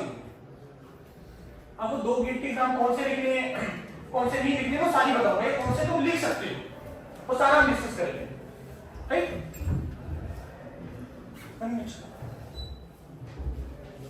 ये सारा ऑप्शन मैंने तुम्हें बता दिया कि अगर तुम्हें इंडिया अब्रॉड के लिए करना है, तुम्हें अगर पब्लिक सेक्टर में जाना है, गवर्नमेंट जॉब जाना है, तुम्हें अपना जो करियर है एक स्पेशलाइज्ड डोमेन में लेके जाना है। स्पेशलाइज्ड डोमेन, बहुत सारे स्पेशलाइज्ड डोमेन हमने डिस्कस किए, राइट। तो अगर तुम्हें अपना करियर एक स्पेशलाइज्ड डोमेन में चाहिए तो उसके लिए मेरे को हायर स्टडीज में जाना है, और उसमें जाने का जो तरीका है that is the GATE exam, right. अब ये बहुत इंपॉर्टेंट है, ये ध्यान से समझना इस चीज को, मतलब क्या है इसका। क्या लिखा हूं मैंने ऊपर लाइन में, why everyone should right get exam. ये मैं हर कॉलेज में जहां जाके बोल रहा हूं, या सारे के सारे लिखो गेट का एग्जाम। उसके पीछे कुछ रीजंस हैं, क्योंकि जो तुम्हारी लर्निंग है ना वो एंड रिजल्ट से नहीं है, जो तुम्हारी लर्निंग है वो पूरी जर्नी से है। तुम लोग कहीं घूम फिर के आए, घूमने फिरने का प्लान किया, तो चलते हैं जी गोवा, गाड़ी में चलते हैं। आपको क्या लगता है तुम गोवा ज्यादा एंजॉय करोगे, जो रास्ता है वो एंजॉय करोगे, और जो तुम्हारा लर्निंग होगा, वो पूरे रास्ते में होगा तुम्हारा। यही चीज गेट का एग्जाम है कि तुम्हारा क्वालिफाई हो चाहे ना हो, लेकिन तुम उस लर्निंग, उसके जब तुम उसको पढ़ रहे हो, समझ रहे हो, कर रहे हो उसकी प्रिपरेशन, उसमें जो तुम्हारा लर्निंग होता है ना, वो तुम्हें बेनिफिट देता है। क्वालिफाई करना ना करना एक अलग मैटर है, उसको बाद में देखते हैं। अब सबसे पहला पॉइंट, क्रेडिबिलिटी। भाई मेरे 6 सीजीपीए है यार बीटेक में, उसके 9 सीजीपीए है, क्या गारंटी है उसकी कैपेबिलिटी ज्यादा इससे कम है गारंटी? नहीं हो सकती। लेकिन ये एग्जाम इस चीज का प्रूफ है कि अगर किसी के 50 नंबर है, या किसी के 30 नंबर है, या किसी का क्वालिफाई है, तो कोई डाउट नहीं कर सकता तुम्हारे ऊपर। तो सबसे पहली जो इंपॉर्टेंट चीज है वो क्या है? क्रेडिबिलिटी। ये बहुत इंपॉर्टेंट चीज है। Life long benefit, this is the only exam, अगर तुम क्वालिफाई करते हो इसका फायदा तुम पूरी जिंदगी उठा सकते हो। अपने रिज्यूमे में लिख के रखो, जिंदगी भर उसका तुम्हें बेनिफिट मिलेगा। और कोई मेरे को एग्जाम बता दो कि जिसका तुम बेनिफिट ले सकते हो ना पूरी जिंदगी। कभी भी जाओगे, कभी भी किसी इंटरव्यू पे जाओगे, कहीं पे भी जाओगे, वो एक तुम्हें उसका बेनिफिट मिलेगा। तीसरा पॉइंट, इंटरव्यू। जब तुम गेट का तुम पढ़ते हो ना, मैंने तुम्हें बताया कि तुम कंसेप्ट सॉल्व करते हो ना, जिसका तुम्हें बेनिफिट इंटरव्यूज में होता है, क्योंकि तुम्हारी नॉलेज, तुम्हारे फंडामेंटल्स क्लियर है, तुम्हारे कंसेप्ट क्लियर है, तो इंटरव्यू में कभी भी मार नहीं खाओगे तुम। और जब इंटरव्यू के सामने रिज्यूमे पे लिखा होगा ना कि आई एम गेट क्वालिफाइड, वो तुम्हें एक एक्स्ट्रा बेनिफिट देगा, वो तुम्हें एक एक्स्ट्रा बेनिफिट देगा। लास्ट पॉइंट, ये एक लास्ट पॉइंट एक ऐसा पॉइंट है, ये वो पॉइंट है कि अगर मान के चलो कि तुम्हारा गेट क्वालिफाई नहीं हुआ, तो लास्ट पॉइंट है वो इस चीज के लिए कि मान लो तुम्हारा गेट क्वालिफाई नहीं हुआ, लेकिन तुमने मेहनत किया है अपनी अच्छे तरीके से, तो क्या GATE is the only exam? और भी तो बहुत एग्जाम आते हैं। तो जब कोई पर्सन सिविल सर्विसेज के लिए प्रिपरेशन कर रहा है, 1000 सीटें हैं, लिखने वाले लाखों लोग हैं, तो जिसका नहीं हुआ तो उसकी जिंदगी खत्म। तो क्या होता है, उस पर्सन की जिन्होंने ढंग से प्रिपरेशन किया, कंडीशन तो एक है ही है, जिसने गेट का ढंग से प्रिपरेशन किया है। इसके अलावा बहुत एग्जाम आते हैं, बता रहा हूं तुम्हें, एक साल के अंदर तुम more than 50 exam you can write. मैं तो बता रहा हूं तुम्हें, कुछ और बच्चे आपके जैसे जॉब नहीं है, कैपेबल बंदे नहीं मिल रहे लोग कंपनीज को, पब्लिक सेक्टर को, बैकलॉग के साथ वैकेंसी लगी रही है। ये हाल होगा पंजाब के अंदर कि मिनिमम एजुकेशन क्वालिफिकेशन उसका एलिजिबिलिटी वाला क्राइटेरिया ही खत्म कर दिया इस बार। ले आओ यार, तुम ले आओ 10 नंबर ले आओ, पब्लिक तुम्हें जेई बना देते हैं, वो भी खत्म कर दिए। इतना प्रॉब्लम हो गया है। तो जो मैंने लिखा है line, probability of selection in other exam, अगर तुमने एक बार ये ढंग से प्रिपरेशन किया है, कोई बात नहीं है, ये 3 घंटे का एग्जाम है, मेरी तैयारी अच्छी थी यार। सचिन तेंदुलकर, विराट कोहली, ब्रायन लारा, बहुत बड़े बड़े बैट्समैन हैं, क्या उनका क्या चीजों पे आउट हो सकते हैं? ये चीज तुम्हारे साथ भी हो सकती है कि भाई सर मैंने 1 साल मेहनत किया, वो 3 घंटे का जो शुरू में 15-20 मिनट थे, मेरे को कुछ ऐसे क्वेश्चन आ गए जो मेरे से नहीं हो पाए, और मैं बहुत कॉन्फिडेंट था उन सब्जेक्ट्स में, तुम्हारा कॉन्फिडेंस बहुत नीचे आ जाता है और तुम गलतियां करने लग जाते हो।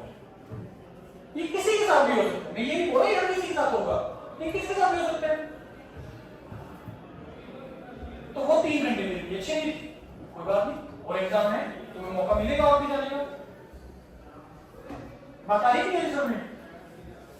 तो जो probability of selection in other exam that increases अगर आप गेट का प्रोसेस को कंप्लीट करते हो, राइट।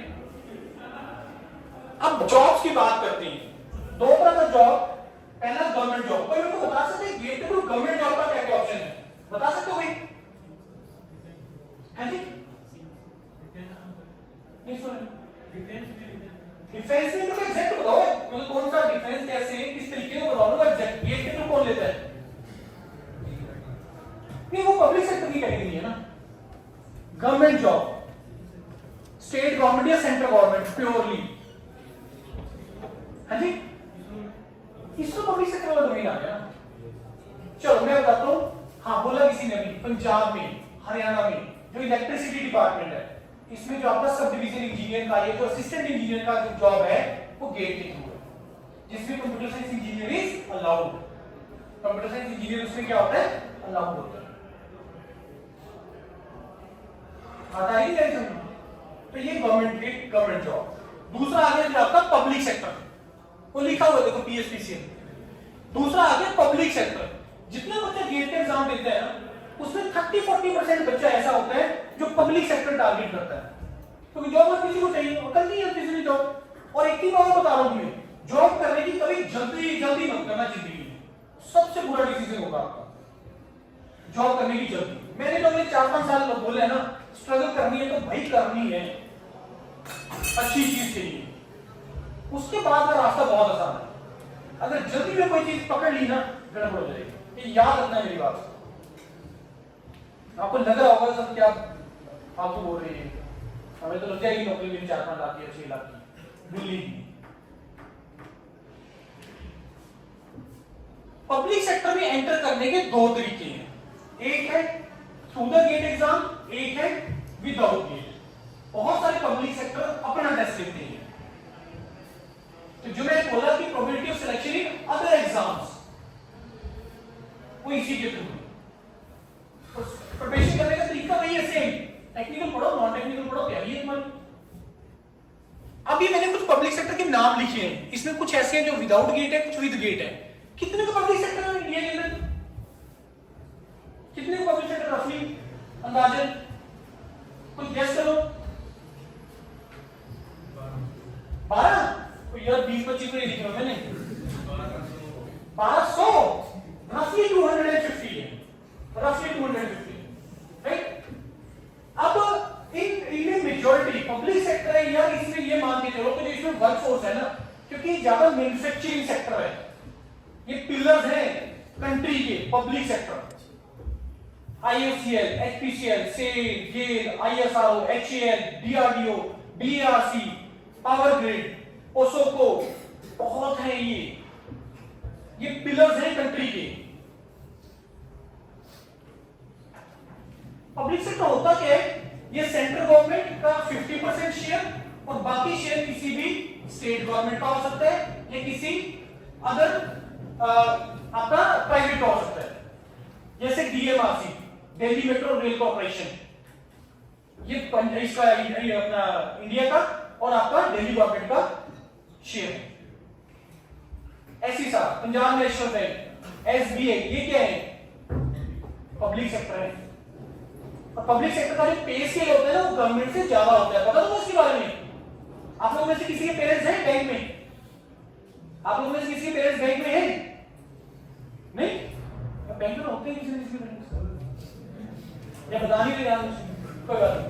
पूछना अगर है पब्लिक सेक्टर है और पे स्केल 7 पे कमीशन से ज्यादा होता है। 7 पे कमीशन के अकॉर्डिंग जो क्लास 1 ऑफिसर की जो सैलरी होती है ना वो रफली 70-80,000 के आसपास होती है। लेकिन यहाँ पे जो तुम्हें मैंने लिखा 10 से 18 लाख। और पब्लिक सेक्टर को भी 3 कैटेगरीज में, महारत्ना, मिनी रत्ना, नवरत्ना। जो 18 लाख लिखा है वो महारत्ना है, 12 महारत्ना है, IOCL, HPCL, oil India, ONGC, SAIL, coal India, 12 public sector हैं। PGCIL जिसमें कंप्यूटर साइंस बहुत इंटेक लेता हो, तो इन्हें एंटर करने के 2 तरीके। क्या? मेजॉरिटी लेते हैं गेट के थ्रू, तो तुमने एक गेट का एग्जाम दिया, तुम्हारे पास स्कोर कार्ड आ गया, फिर उसमें किसी में अप्लाई करना नहीं करना ये आपकी मर्जी है। उसके बाद फिर अगला राउंड पर्सनालिटी टेस्ट, इंटरव्यू तो होना ही होना है। और कईयों में जो है GD भी होता है, ग्रुप डिस्कशन, ग्रुप टास्क भी होता है। 2-3 पब्लिक सेक्टर ऐसे जिन्होंने ये भी प्रोसेस बंद कर दिया। क्यों? बंदी नहीं मिल रहे हैं। ऑल इंडिया लिमिटेड कोई इंटरव्यू नहीं लेता, NTPC कोई इंटरव्यू नहीं लेता। इतना आसान हो गया आज के टाइम पे जॉब लेना, दिल्ली की गवर्नमेंट जॉब लेना, पब्लिक सेक्टर में जाना बहुत आसान हो गया आज के टाइम पे। मे बी सबसे इजीएस्ट होगा एटलीस्ट इस सेंचुरी का। 2011 से लेकर 17 तक पब्लिक सेक्टर में जाने के लिए कम से कम कंप्यूटर साइंस के लिए अंडर 100 रैंक लाना पड़ता था। रैंक की मैं बोलूंगा 70-75 प्लस नंबर लेके आने पड़ते थे। अब नहीं, अब नहीं। अगर वैसे पूछोगे सर कितनी जॉब आती है पब्लिक सेक्टर कंप्यूटर साइंस के लिए?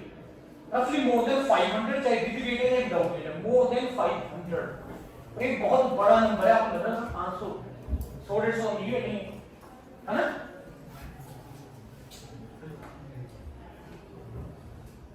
लेकिन स्किल उनको बच्चा नहीं मिल रहा, स्किल उनको बच्चे नहीं मिल रहे हैं। बैकलॉग वैकेंसी आ रही है। Steel authority of India limited backlog के साथ निकाला उसने गेट के थ्रू। कोल इंडिया लिमिटेड बैकलॉग के साथ हर साल आता है। पावर ग्रिड इस बार पहली बार बैकलॉग वैकेंसी से लेकर आया, उनको बच्चे ही नहीं मिले। PSPCL गेट 2023 के थ्रू 125 वैकेंसी आई थी। पता कितनी फिल हुई है? कोई मान सकता है क्या सर? ओनली 55। जिसका गेट में क्वालिफाई हुआ है और यही लग गया assistant engineer class 1 gazetted officer. अब ये लगाओ हालत क्या है। अब मैं पंजाबी में पूरे आपको पब्लिक सेक्टर की बात कर रहा हूं। मैं अच्छी है ही नहीं यार। अभी कैबिनेट सेक्रेटरी में फील्ड ऑफिसर की निकली, अभी शॉर्टलिस्टिंग आया है 2023 के थ्रू 63 वैकेंसी थी। अब देखना क्या होगा उसका सिस्टम। मैं आपको देके जाऊंगा सारा सोर्स कि कहां से तुम्हें चेक करना है कि क्या चल रहा है इस पीरियड में। अभी भी बहुत लोग हैं जो अभी भी फोन पे लगे हुए हैं। कुछ तो शर्म करो यार तुम्हारी लिए, मेरे लिए थोड़ा यार कुछ। चलो अब मेरे को इसमें से बताओ HAL कौन सा ऑर्गेनाइजेशन है ये? HAL हाल तो मेरे को पता है, फुल फॉर्म तो बता दो इसको मेरी। क्या है HAL? हाँ अब ये लेवल लगाओ यार कि तुम्हें एक पब्लिक सेक्टर का, एक ऐसा पब्लिक सेक्टर जो ग्रोइंग पब्लिक सेक्टर, उसका फुल फॉर्म नहीं पता। यही से अंदाजा लगाओ, शीशा लगाओ। हिंदुस्तान एरोनॉटिकल लिमिटेड बोला था एक दो ने, पूरा मत मानना। हिंदुस्तान एरोनॉटिकल लिमिटेड ये विदाउट गेट लेता है, अपना रिटर्न लेगा और उसके बाद इंटरव्यू होगा। 2 तरह की पोस्ट के लिए होता है, डिजाइन ट्रेनिंग, मैनेजमेंट ट्रेनिंग। तैयारी करने का तरीका वही है, सेम है, राइट। उसके बाद ISRO अपना टेस्ट लेता है। ISRO में सबसे ज्यादा किस रीजन के लोग होते हैं? कहां के होते हैं ज्यादा? प्राउडली बोलो साउथ इंडियन, क्योंकि वो यार क्रेज है उनके अंदर। क्यों साउथ इंडियन ज्यादा है? पता है क्यों ज्यादा है? बस उनको क्रेज है कि इसरो जाना है तो इसरो जाना है। हमें क्रेज है कि कनाडा जाना है तो कनाडा जाना है ना? अब सोच लो यार, यहां से अंदाजा लगा लो, है कि नहीं? है कि नहीं? लेकिन सिर्फ पंजाबी भी बहुत है हमारे, बहुत सुने जैसे पंजाबी, और जिन्होंने इस चंद्रयान के प्रोजेक्ट पे काम किया था। लेकिन ज्यादा जाना जाता है साउथ इंडियन से। क्यों जाना जाता है? लगा लो, रीजन मैं तुम्हें एक ही बता रहा हूं कि लोगों में क्रेज है, ऑर्गेनाइजेशन पकड़ लेते हैं।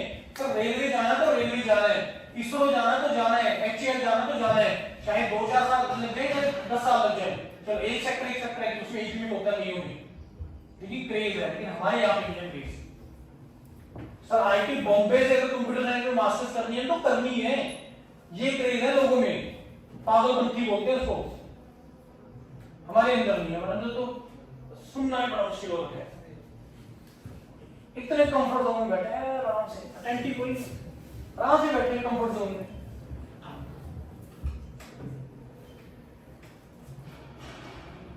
ऐसे बहुत पब्लिक सेक्टर, BERC बाबा एटॉमिक रिसर्च सेंटर अपना टेस्ट लेते हैं, गेट के थ्रू भी लेते हैं।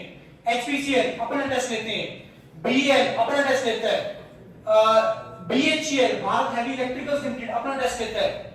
उसके बाद आपको आ जाए airport authority of India, ATC का job, air traffic controller, junior executive, 490 vacancy आई है अभी गेट के थ्रू, गेट 2024 के थ्रू।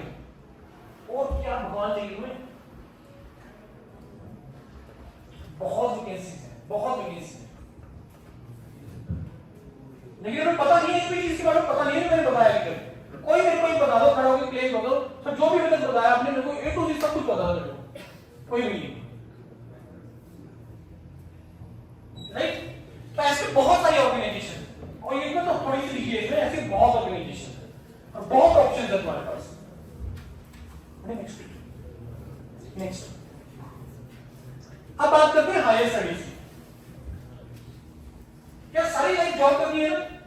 जॉब करनी है, अपना काम करना है, मतलब पैसा तो कमाना है ना किसी ने, लेकिन हायर स्टडीज करने का मौका जिंदगी में मिलेगा बार बार। और ये अगेन मैं बाद में लिखूंगा, एक और स्लाइड पे लिखा हुआ है, why everyone should go for the higher studies. क्यों जाना चाहिए तुम्हें हायर स्टडीज को? उसका आंसर मैं शुरू में दे चुका हूं तुम्हें। 2 रीजन है, याद है किसी को? हायर स्टडीज क्यों करनी चाहिए? 2 रीजन मैं शुरू में बताया, बता दो 2 रीजन।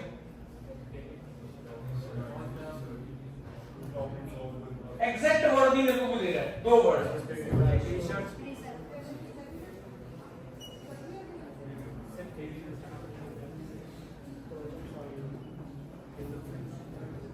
वो तो तुम्हें जाके करना है, जाना क्यों है? पहला ब्रांडिंग, सबसे बड़ी चीज ब्रांडिंग, टैग नेम, जो तुम प्राउडली लिखोगे अपने रिज्यूमे पे, I am the alumni of this IIT, जिसकी पूरी दुनिया में रिकॉग्निशन है। जानते हैं IIT इसको नहीं? पूरी दुनिया के अंदर, क्योंकि जितने भी बड़ी ऑर्गेनाइजेशन हैं, हर ऑर्गेनाइजेशन के अंदर IIT बैठा है। बैठा नहीं बैठा? तो भाई कोई तो रीजन होगा, वहां पे जाके हो गया जाता है। एक ऑर्डिनरी पर्सन भी जाके वहां पे जाके जबरदस्त ग्रोथ मिलती है उसको, क्योंकि वहां पे ऑरा ही एक अलग है। दूसरा क्या रीजन है? एक तो ब्रांडिंग हो गया, दूसरा स्पेशलाइजेशन, जो भी आप लोगों के पास है। आज की जो डिमांड है ना इंडस्ट्री की, वो स्पेशलाइज्ड पर्सन की है। पहले क्या था कि फॉरेन से इंडस्ट्रीज के टाइप पे सामान लाना होता था, असेंबली करनी होती थी या जस्ट बनाना होता था, कुछ क्रिएट नहीं कर रहे थे। लेकिन अब वो चीज खत्म हो गई है, अब यहाँ पे चीजें क्रिएट हो रही है, और ये होना ही था टाइम के साथ। ये टाइम के साथ होना ही था, ऐसा नहीं कि अब पिछले 5-7 साल में कुछ अलग से हुआ, ये होना ही था। डिजिटलाइजेशन, पेटीएम, ये आना ही था तो आना था। ऐसा नहीं इसका पीछे रीजन डीमोनेटाइजेशन है, नो डाउट एक जरिया बन गया कि ऑटोमेटिकली लोगों को आना ही पड़ गया, अगर ये होना ही था।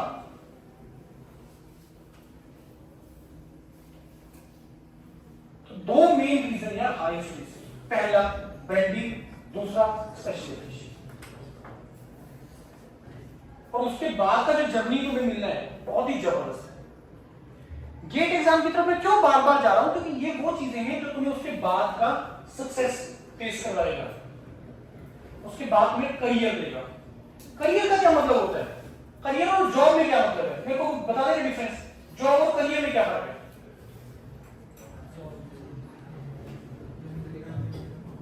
खड़े होकर बताओ, हैंड रेज करो, खड़े होकर बताओ, जॉब और करियर में क्या फर्क है? Job versus career. हाँ जी, जॉब एक ऑर्गेनाइजेशन के अंदर एक अपना काम करना है, दूसरी जॉब दे देते हैं, और करियर की जो हमें जिस चीज में हमें इंटरेस्टेड है उसी चीज में आगे जाना। Very good, very good, clap करो यार। जॉब एक ऐसी चीज है, जॉब एक ऐसी चीज है कि ठीक है तुम कर रहे हो पैसे के लिए कर रहे हो यार, जिसको तुम्हें इंटरेस्ट आ रहा है कि नहीं आ रहा कोई मैटर नहीं करता, तो जॉब है। एक जॉब सेटिस्फेक्शन वर्ड होता है एचआर के अंदर, जॉब सेटिस्फेक्शन। और करियर एक ऐसी चीज है जिसमें तुम क्या काम कर रहे हो, जो भी काम कर रहे हो उसको पागलपंती से कर रहे हो, तुम्हें ये नहीं देख रहे कि इससे ऑर्गेनाइजेशन का फायदा हो रहा है या मेरा फायदा हो रहा है, किसका फायदा हो रहा है, तुम उस काम को एंजॉय कर रहे हो। तुम ये नहीं देख रहे कि इसके मेरे को पैसे कितने मिल रहे हैं। जॉब में हम देखते हैं जो मैं काम कर रहा हूं मेरे को इससे पैसे कितने मिल रहे हैं, पर बिलीव मी फ्रेंड्स, पैसा तुम्हारे पीछे भागेगा अगर तुमने ये 2-4 काम जो मैंने तुम्हें बोल दिए, ब्रांडिंग कर लो, स्पेशलाइजेशन कर लो, पैसा तुम्हारे पीछे आएगा। 2-4-5 लाख के पीछे मत भागो, अपने रिज्यूमे स्ट्रॉन्ग करो।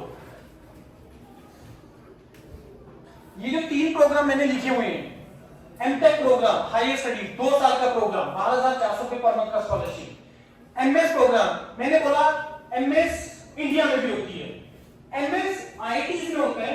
एमएस देखो जब आपको 12,400 की स्कॉलरशिप मिलती है, पता है इसके बारे में? ये तो पता है ना कि जब तुम हायर स्टडी में जाते हो, मास्टर्स करते हो, तो तुम्हें स्कॉलरशिप मिलती है 12,400 रुपए पर मंथ का।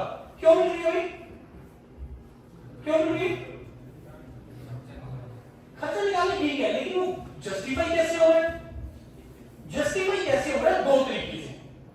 जब आप अप्लाई करते हो तो उसमें 2 ऑप्शन आती है वहां पे कि तुमने किस चीज के लिए अप्लाई करना है। 12,400 रुपए तो तुम एक्सपेक्ट कर रहे हो, किस वे में कर रहे हो? 2 तरीके होते हैं, टीए एंड आरए।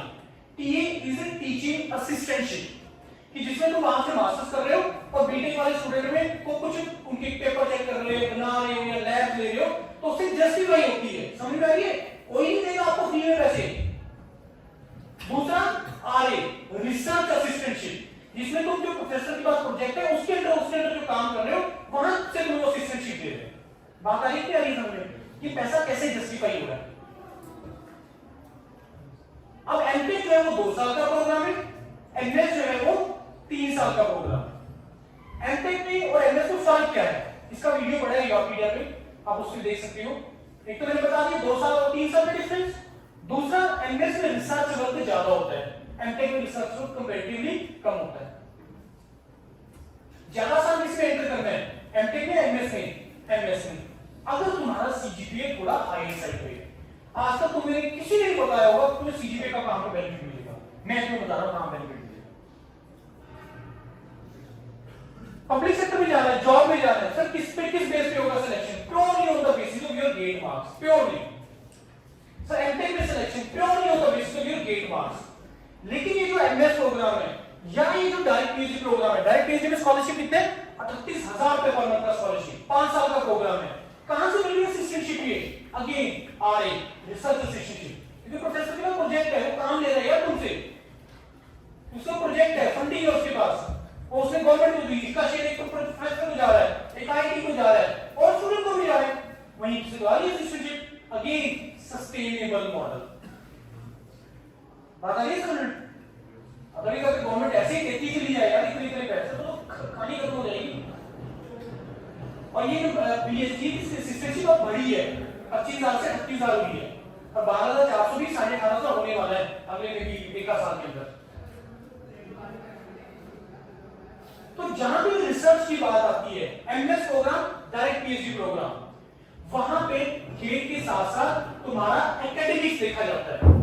एकेडमिक्स से मतलब तुम्हारा सीजीपीए, जितना तुम्हारा सीजीपीए हाई साइड पे है गेट चाहे लो भी हो तब भी चल जाएगा। एमटेक पब्लिक सेक्टर में फाइनल सिलेक्शन किस बेस पे हो रहा है भाई? 10 सीटें 100 लोगों ने अप्लाई किया, मेरिट बना, टॉप के 10 लोगों ने उठा लिया। ये प्योरली वे है पीएसयू में और एमटेक में सिलेक्शन का, प्योरली। लेकिन एमए से डायरेक्ट पीएसयू में ऐसा नहीं है। वो देखेगा तुम्हारा गेट में कितना स्कोर है, तुम्हारा सीजीपी कितने और तुम्हारा स्टेटमेंट ऑफ पर्पस, एसओपी बोलते हैं इसको, कि तुमने भाई अगर इस आईटी के अंदर ई व्हीकल्स में बी का कंप्यूटर साइंस अगर तुमने ज्वाइन करना है तो क्यों करना है, लिख के बताओ। जिसको प्रोफेसर पढ़ता है और उसके बेस पे तुम्हें शॉर्टलिस्ट करता है, और उस एसओपी में तुम क्या लिखते हो, अपने बारे में लिखते हो, जो बीटेक में तुमने प्रोजेक्ट किया उसके बारे में लिखते हो, फिर तुम वहां पे क्यों करना चाहते हो उसके बारे में लिखते हो, जिसके लिए तुम्हें उस आईटी की साइट विजिट करनी पड़ती है, उस डिपार्टमेंट में जाना पड़ता है और देखना पड़ता है कौन सा प्रोजेक्ट वहां पे चल रहा है, और उस प्रोजेक्ट को स्टडी करते हो और उसका मैचिंग करवाते हो अपने इंटरेस्ट के साथ, तभी तो आपको ये बोलेगा, अग्रेसिव में बोलेगा। बात आ रही है समझ में? इसको रिवर्स इंजीनियरिंग बोलते हैं, इसको रिवर्स इंजीनियरिंग बोलते हैं। बात आ रही है समझ में?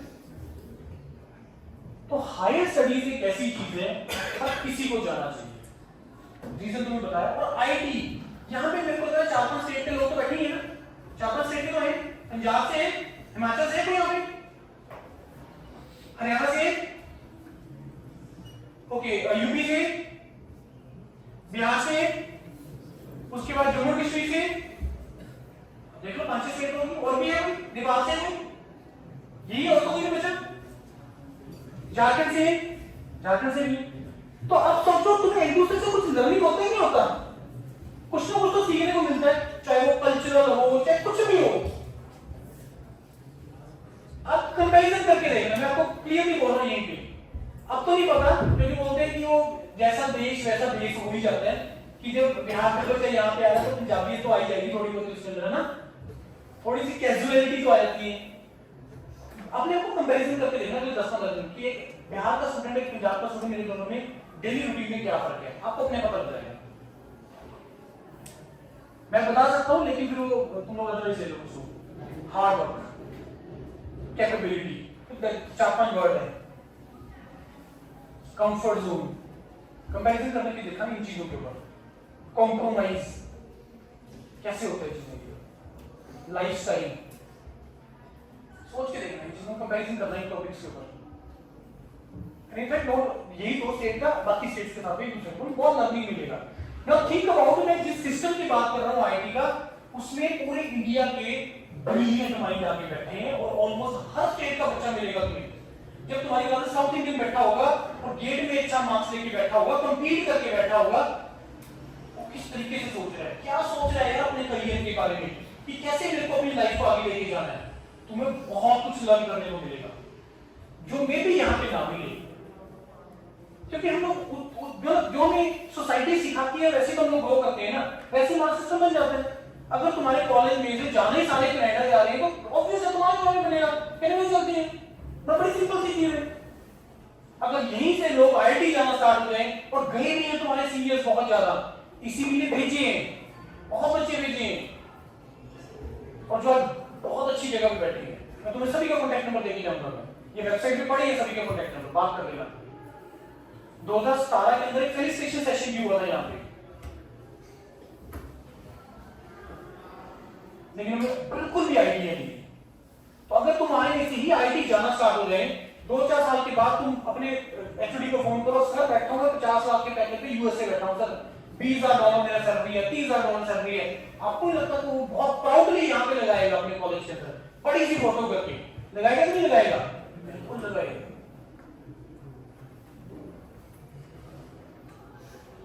नो डाउट ये सुनने बातें सुनने में अच्छी लगती है, लेकिन इसके लिए मेहनत है। मैंने वही बताया, अगले 4-5 साल की ढंग से मेहनत करो यार, ढंग से मेहनत करो अगले 4-5 साल, और उसके बाद का जो रिजल्ट मिलेगा अपने रिलेटेड बहुत अच्छा होगा तुम्हें।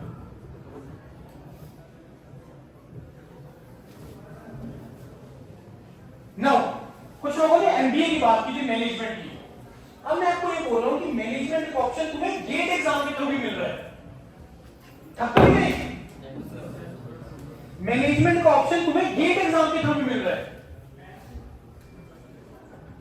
हर आईटी के अंदर हर एनआईटी के अंदर आपको मैनेजमेंट का option is there. Department of management studies IIT Madras, average package 25 से 30 लाख का। आईयूआर IIT Bombay, masters of management IIT Bangalore, department of management studies IIT Delhi, आईयूआर आईआईटी कानपुर, ऑलमोस्ट हर आईआईटी के अंदर, ऑलमोस्ट हर आईआईटी के अंदर management courses are there. Entry कैसे मिल रही है? गेट के थ्रू। अब मैं आपको डिफरेंस बता रहा हूं when you doing MBA from IIM and when you doing management course from the IIT. ध्यान से सुनो इस चीज को। जब तुम आईआईएम से एमबीए कर रहे हो, किस एग्जाम के थ्रू कर रहे हो? कैट के थ्रू? कैट के थ्रू हां या ना बोल दो। नहीं सुनी? हां या ना? यस। अब कौन देता है कैट के एग्जाम? कौन दे रहा है कैट के एग्जाम? All graduates. सारे दे रहे हैं? हाँ या ना तो बोल दो यार। गेट एग्जाम कौन दे रहा है? नॉन इंजीनियर दे रहा है। कंपटीशन काफी ज्यादा है। नो डाउट उसके बाद जब तुम आईआईएम एंटर करते हो उसके बाद के बेनिफिट्स अलग हैं। लेकिन जब तुम गेट के कोर्सेज में एंटर कर रहे हो, मैनेजमेंट कोर्सेज इन आईआईटी, जिस क्लास में हर ब्रांच का इंजीनियर बैठा है, तो जो प्रोफाइल उसका बनेगा वो टेक्नो मैनेजरियल प्रोफाइल होगा। कंपनी जो तुम्हारी वहां पे प्लेसमेंट की आएगी वो तुम्हारी कोर कंपनीज भी हो सकती है और होती हैं, और तुम जाते हो मैनेजमेंट प्रोफाइल के लिए, टेक्नो मैनेजरियल प्रोफाइल। लेकिन जब तुम आईआईएम में एमबीए कर रहे हो तो ओनली मैनेजमेंट प्रोफाइल है। तुम किसी भी डोमेन में एंटर कर जाओगे, पर जिसका इंटरेस्ट है बिल्कुल करना चाहिए। मैं ये नहीं बोल रहा कि कैट इज नॉट गुड या ये ज्यादा अच्छा, ऐसा कुछ नहीं है। मैं आपको कंपैरिजन बता रहा हूं।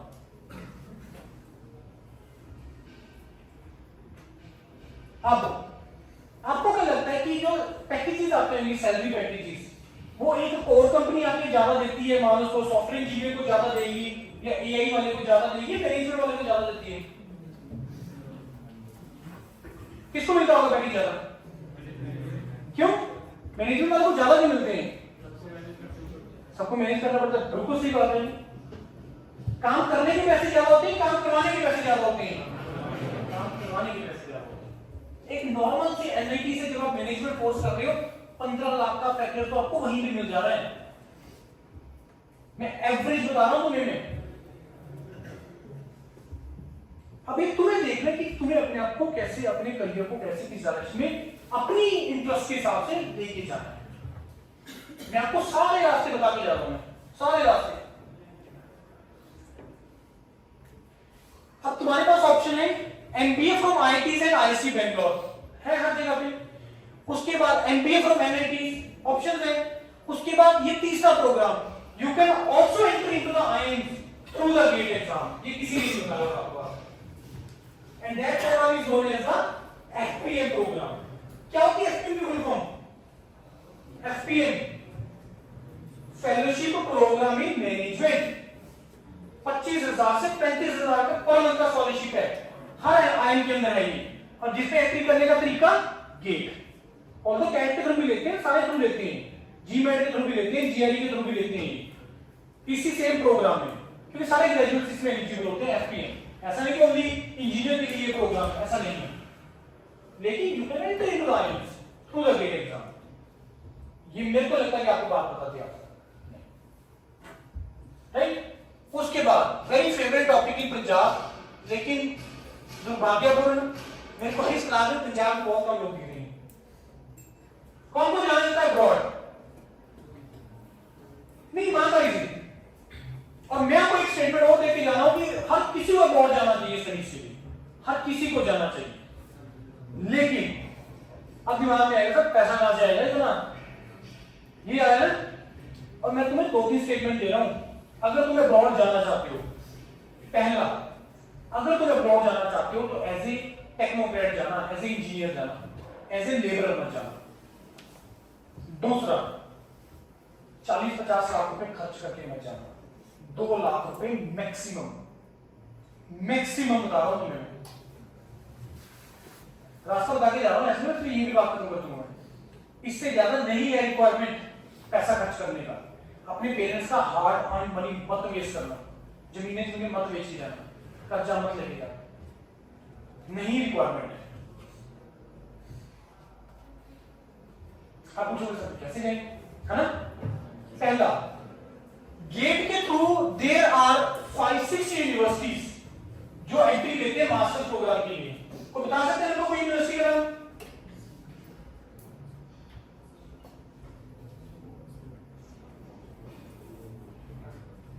NTU Singapore, national technical university Singapore, national university of Singapore, Cranfield UK, RWTH Germany, technical university of Munich और आपका आ गया टोरंटो यूनिवर्सिटी कनाडा, जो गेट के थ्रू थे।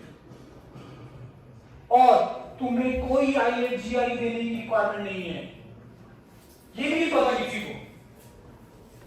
बस तुम्हें अपने कॉलेज से ये लिखवाना है कि मेरा जो ग्रेजुएशन है वो सारा इंग्लिश लैंग्वेज में है। That's it.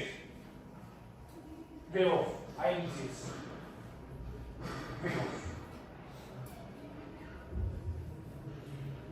यूरोप के अंदर देखो, ये तो मैंने 6 यूनिवर्सिटी बताया। अब्रॉड में अगर तुम मास्टर्स के लिए जा रहे हो तो खर्चा होता है, लेकिन इसमें भी हमें डिफरेंस नहीं पता। हम लोग क्या करने के लिए जा रहे हैं abroad? For the sake of going, भाई भेज दो, एजेंट को जाएंगे यार कनाडा भेज दो, जिसमें जाना, ब्रैम्पटन जाना है, ये जाना हुआ, भेज दो बस। वो बोलेगा ठीक है 8 महीने का कोर्स होता है, ये एक जरिया है जाने का। जैसे मैं बोल रहा हूँ कि गेट एक जरिया है अच्छे करियर के लिए, वैसे वो एक जरिया है जाने का। फिर तुम 8 महीने कोर्स कर लो, फिर तुम्हें साल का वर्क परमिट मिल जाएगा, फिर उसके बाद तुम PR अप्लाई कर देना, उसके बाद दे लेना जो तुम्हें करना होगा। यही होता है, यही तरीके से जा रहे हैं ना हम लोग। ये नहीं तरीका है यार इंजीनियर के लिए खास करके। हायर स्टडीज में जब आप अब्रॉड की ट्राई करते हो तो मास्टर्स में 2 प्रोग्राम होते हैं जो 2 साल वाले प्रोग्राम है। मैं 8 महीने सर्टिफिकेट कोर्स की बात नहीं कर रहा, मैं डिप्लोमा की बात नहीं कर रहा। एक होता है MS प्रोग्राम, एक होता है M engineering programme. M engineering programme में स्कॉलरशिप नहीं होती है, स्टाइपेंड नहीं होता है, लेकिन MS प्रोग्राम में स्टाइपेंड होता है। लेकिन अगर अपने एजेंट को जाके पूछो यार MS और इंजीनियरिंग में क्या फर्क है, मेरे को MS में जाना है, मेरे को इंजीनियरिंग में नहीं जाना, वो बात ही नहीं करेगा उससे ये क्या होता है, जाओ मेरे को बताओ, पक्का ये बोलेगा, वो पता ही नहीं है, उनका तरीका अलग है ना, उनके टाइप्स है। वहां पे प्राइवेट यूनिवर्सिटी में टाइप है 50 सीटें दो, 50 बच्चे दो, अब ये सब कुछ फोकस से बना हुआ सारा। लेकिन we are talking about the, as we are talking about the good universities in India, similarly we are talking about the good universities abroad. Target top 100 universities of abroad, target top 50 universities of abroad. अगर तुम ये target करोगे तभी तुम्हें career अच्छा मिलेगा, otherwise नहीं। MS से स्कॉलरशिप होता है, M इंजीनियरिंग में नहीं होता। अब मैं बोल रहा हूं कि मास्टर में से तुम्हारा खर्चा होता है। अब एक और तुम्हें रास्ता बता रहा हूं मैं, do masters from India and go for the PhD abroad, क्योंकि PhD worldwide fully funded programme होते हैं पूरी दुनिया के अंदर। रीजन क्या है? PhD पढ़ाई नहीं होती है, PhD जॉब होती है, क्योंकि तुम्हें प्रोफेसर के साथ प्रोजेक्ट पे काम करना है 3 साल के लिए, 5 साल के लिए, क्योंकि मास्टर्स के बाद PhD 3 साल के लिए होती है। 2,500, 3,000, 4,000 पर मंथ US डॉलर का स्कॉलरशिप स्टाइपेंड मिले हमारे बच्चों को। And same is for the direct PhD, जिसका भी CGPA 8, 8.5 प्लस है, USA में apply for the direct PhD programme with stipend with scholarship of 2,500, 3,000 US dollar per month scholarship. बहुत बच्चे भेजती है मेरे इधर। यूरोपियन ग्लोबल देखा होगा, इसमें एक लोगो लगा हुआ था, very easy to go abroad. लेकिन जितना इजी मैं बोल रहा हूं इतना इजी चीजें नहीं है। लेकिन अगर हम प्रोसीजर फॉलो करें, अगर हम अपनी प्रोसेस, हमने अपना जो प्रोफाइल है वैसे बनाएं, then it is very easy. भाई प्रोफेसर को बच्चे नहीं मिलते हैं, बिलीव मी, उनके पास प्रोजेक्ट है। भाई मेरे पास प्रोजेक्ट है, मान लो तो AI का, मैं एक साइबर सिक्योरिटी का स्पेशलिस्ट बंदा रखूंगा? मैं नहीं रखूंगा यार। अब सोचो मेरे को चाहिए AI का बंदा, और अगर AI का पर्सन को मेरे को अप्लाई कर दे जिसने मेरा सारा प्रोजेक्ट देखा है कि ये इसके पास प्रोजेक्ट है और ये इसकी नीड है, वेबसाइट पे लिखा हुआ है हर यूनिवर्सिटी के बोर्ड में प्रोफेसर के पास क्या प्रोजेक्ट है, उसकी नीड क्या है, और अगर तुम अपना प्रोफाइल उसके सिमिलर बना दो रिवर्स इंजीनियरिंग लगा के, नो डाउट तुम्हें नॉलेज और सारी चीजें एक्वायर करनी पड़ेगी जाने से पहले, क्योंकि जब तुम SOP में लिख के भेजोगे उसको अज्यूम करके चलेगा तो तुम्हें पता है इस चीज की नॉलेज। वो बोल रहे हैं कि इसलिए सॉफ्टवेयर आना चाहिए, जावा आना चाहिए, ये आना चाहिए, तुमने लिख दिया SOP में मेरे को आता है, मेरे को आता है, तुम्हें नहीं आता, फिर तो गड़बड़ है। लेकिन अगर तुमने उसको यस बोल दिया, वो इंटरव्यू लेगा तुम्हारा और अगर उसने आपने उसका सारा यस करवा दिया, उसको मतलब पर्पस हो गया, उसको लग गया कि हाँ ये यही तो बंदा है जो मेरी प्रोजेक्ट में मेरी हेल्प कर देगा, आपको 100% आपको बुलाएगा। क्योंकि फॉरेन में ऐसा नहीं है, फॉरेन में यूनिवर्सिटी का एंटरटेनमेंट नहीं है, एंटरटेन नहीं करती है एडमिशन में, प्रोफेसर के ऊपर होता सारा। क्योंकि बच्चे की पीएचडी बच्चे की नीड किसकी है? प्रोफेसर की है, कॉलेज की है, प्रोफेसर की है, क्योंकि उसको अपने प्रोजेक्ट का सॉल्यूशन देना है, उसको सेम टाइप ऑफ पर्सन चाहिए, अपनी लिंक्डइन प्रोफाइल के ऊपर डालिए वो अपने प्रोजेक्ट। और ये अगेन एक जरिया है जाने का। अब आप बोलोगे सर मेरे को निकलनी 3 साल की, यार मेरे को ये बताओ, तुम्हें 3,000 3,500 per month US dollar scholarship मिल रहा है, जो कि एक यहाँ की 2-4 लाख से कहीं बेटर है जो पीएचडी है। सोच के देखो तो क्यों नहीं जाओगे? जहां पे खर्चा तुम्हारा $1,500 से ऊपर नहीं है अब्रॉड में, फीस तक वेव ऑफ हो जाती है, कुछ नहीं होती फीस पीएचडी। पीएचडी की जॉब होती है। यूरोप में बहुत सारी कंट्रीज ऐसी हैं जो यूनिवर्सिटी ऐसी है जो पीएचडी नहीं लिखते, वो जॉब लिखते हैं कि there is a job opening for 3 years या 4 year for this project, requirements are ये आना चाहिए, अप्लाई करो। अगर आप इसको प्रोफाइल इसको आपका ठीक लगा हुआ है बोल देगा, जाके लगो वहां पे। बहुत बच्चा भेज है मेरी यहाँ पे ग्लोबल में, बहुत बच्चा भेज है। अब्रॉड अगर जाना है ये तरीका है, do master from India, PhD के लिए चले जाओ। और उसके बाद जरूरी नहीं पीएचडी करनी है, 1 साल कर लो, स्कॉलरशिप तो क्या है, तुम्हारा खर्चा निकल रहा है, पर पैरेलल जॉब सर्च करना स्टार्ट कर दो। नॉट टैक्सी या नॉट सर्विस वाला नहीं, स्टोर पे नहीं, टेक्निकल में जॉब, अपनी फील्ड में जॉब। बहुत कंपनीज है यार, यूएस से हब है।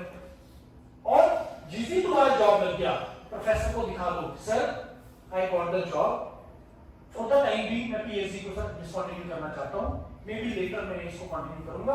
दे आर वेरी जेन्युइन पर्सन। यहां पे तो दिमाग में थॉट उल्टा ही आएगा, ये तो इसका जरिया था आने का, इसको नियम नहीं करना, तभी तो नियम पीएचडी के प्रोफेसर को बंदे नहीं मिल रहे हैं, क्योंकि 3 साल को लटका देते हैं, 7-8 साल तक। तो that is the reason why India में ये ट्रबल आ रही है। लेकिन फॉरेन में ऐसा नहीं है, फॉरेन में ऐसा नहीं है। मेरे को पता आपको कितने कॉन्टेक्ट में है बच्चे, तो तुम्हें रियलिटीज नहीं पता, फैक्ट्स नहीं पता कि इंडिया में पीएचडी और अब्रॉड में पीएचडी में जमीन आसमान का फर्क है। क्वालिटी ज्यादा मिल रही है, स्टाइपेंड तुम्हें ज्यादा मिल रहा है, तुम्हारी जॉब सिक्योर हो रही है, सब कुछ हो रहा है।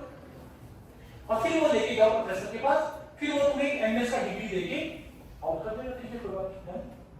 और ये इंडिया में भी है, डायरेक्ट पीएचडी में जरूरी है ना 5 साल करना है, 3 साल करो, अपना जॉब लेके बाहर आ सकते हो। लेकिन ये लिखा नहीं होगा कहीं पे भी, तुम्हें वो सिचुएशन क्रिएट करनी पड़ती है वैसे, और प्रोफेसर के साथ कॉन्फिडेंस मेंटेन करना पड़ता है। आ रही है बात समझ में? नहीं आ रही?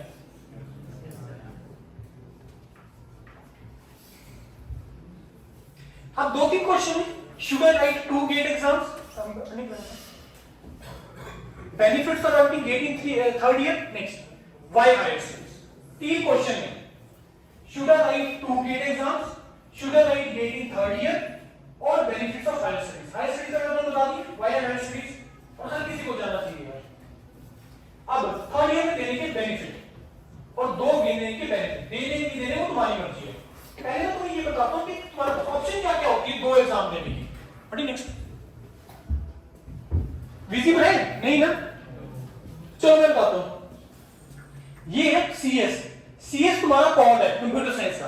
पहला चीज, 2 एग्जाम देना कंपलसरी नहीं है, 2 एग्जाम देना कंपलसरी नहीं है, लेकिन तुम गेट का एग्जाम किसी भी ब्रांच से दे सकते हो, कोई ट्रबल नहीं है। मैकेनिकल से ले लो।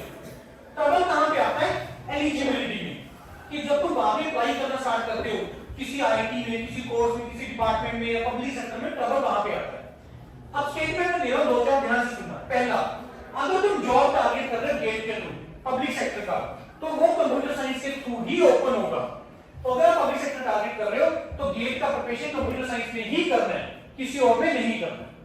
दूसरा, तुम्हारे पास ऑप्शन क्या क्या है?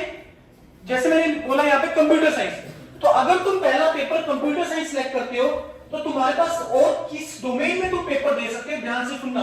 पहला है बीए। बीए किसका कोड है? Data science and artificial intelligence. इस साल ये नियर गेट का पेपर स्टार्ट हुआ, पता है लोगों को? पता है आपको इस चीज के बारे में? इस साल से आईआईसी बेंगलोर में पेपर कराया था इस बार एक नया गेट का पेपर इंट्रोड्यूस किया है, that is GATE in data science and AI. Data science और एआई के कंप्यूटर साइंस का डोमेन है? नो,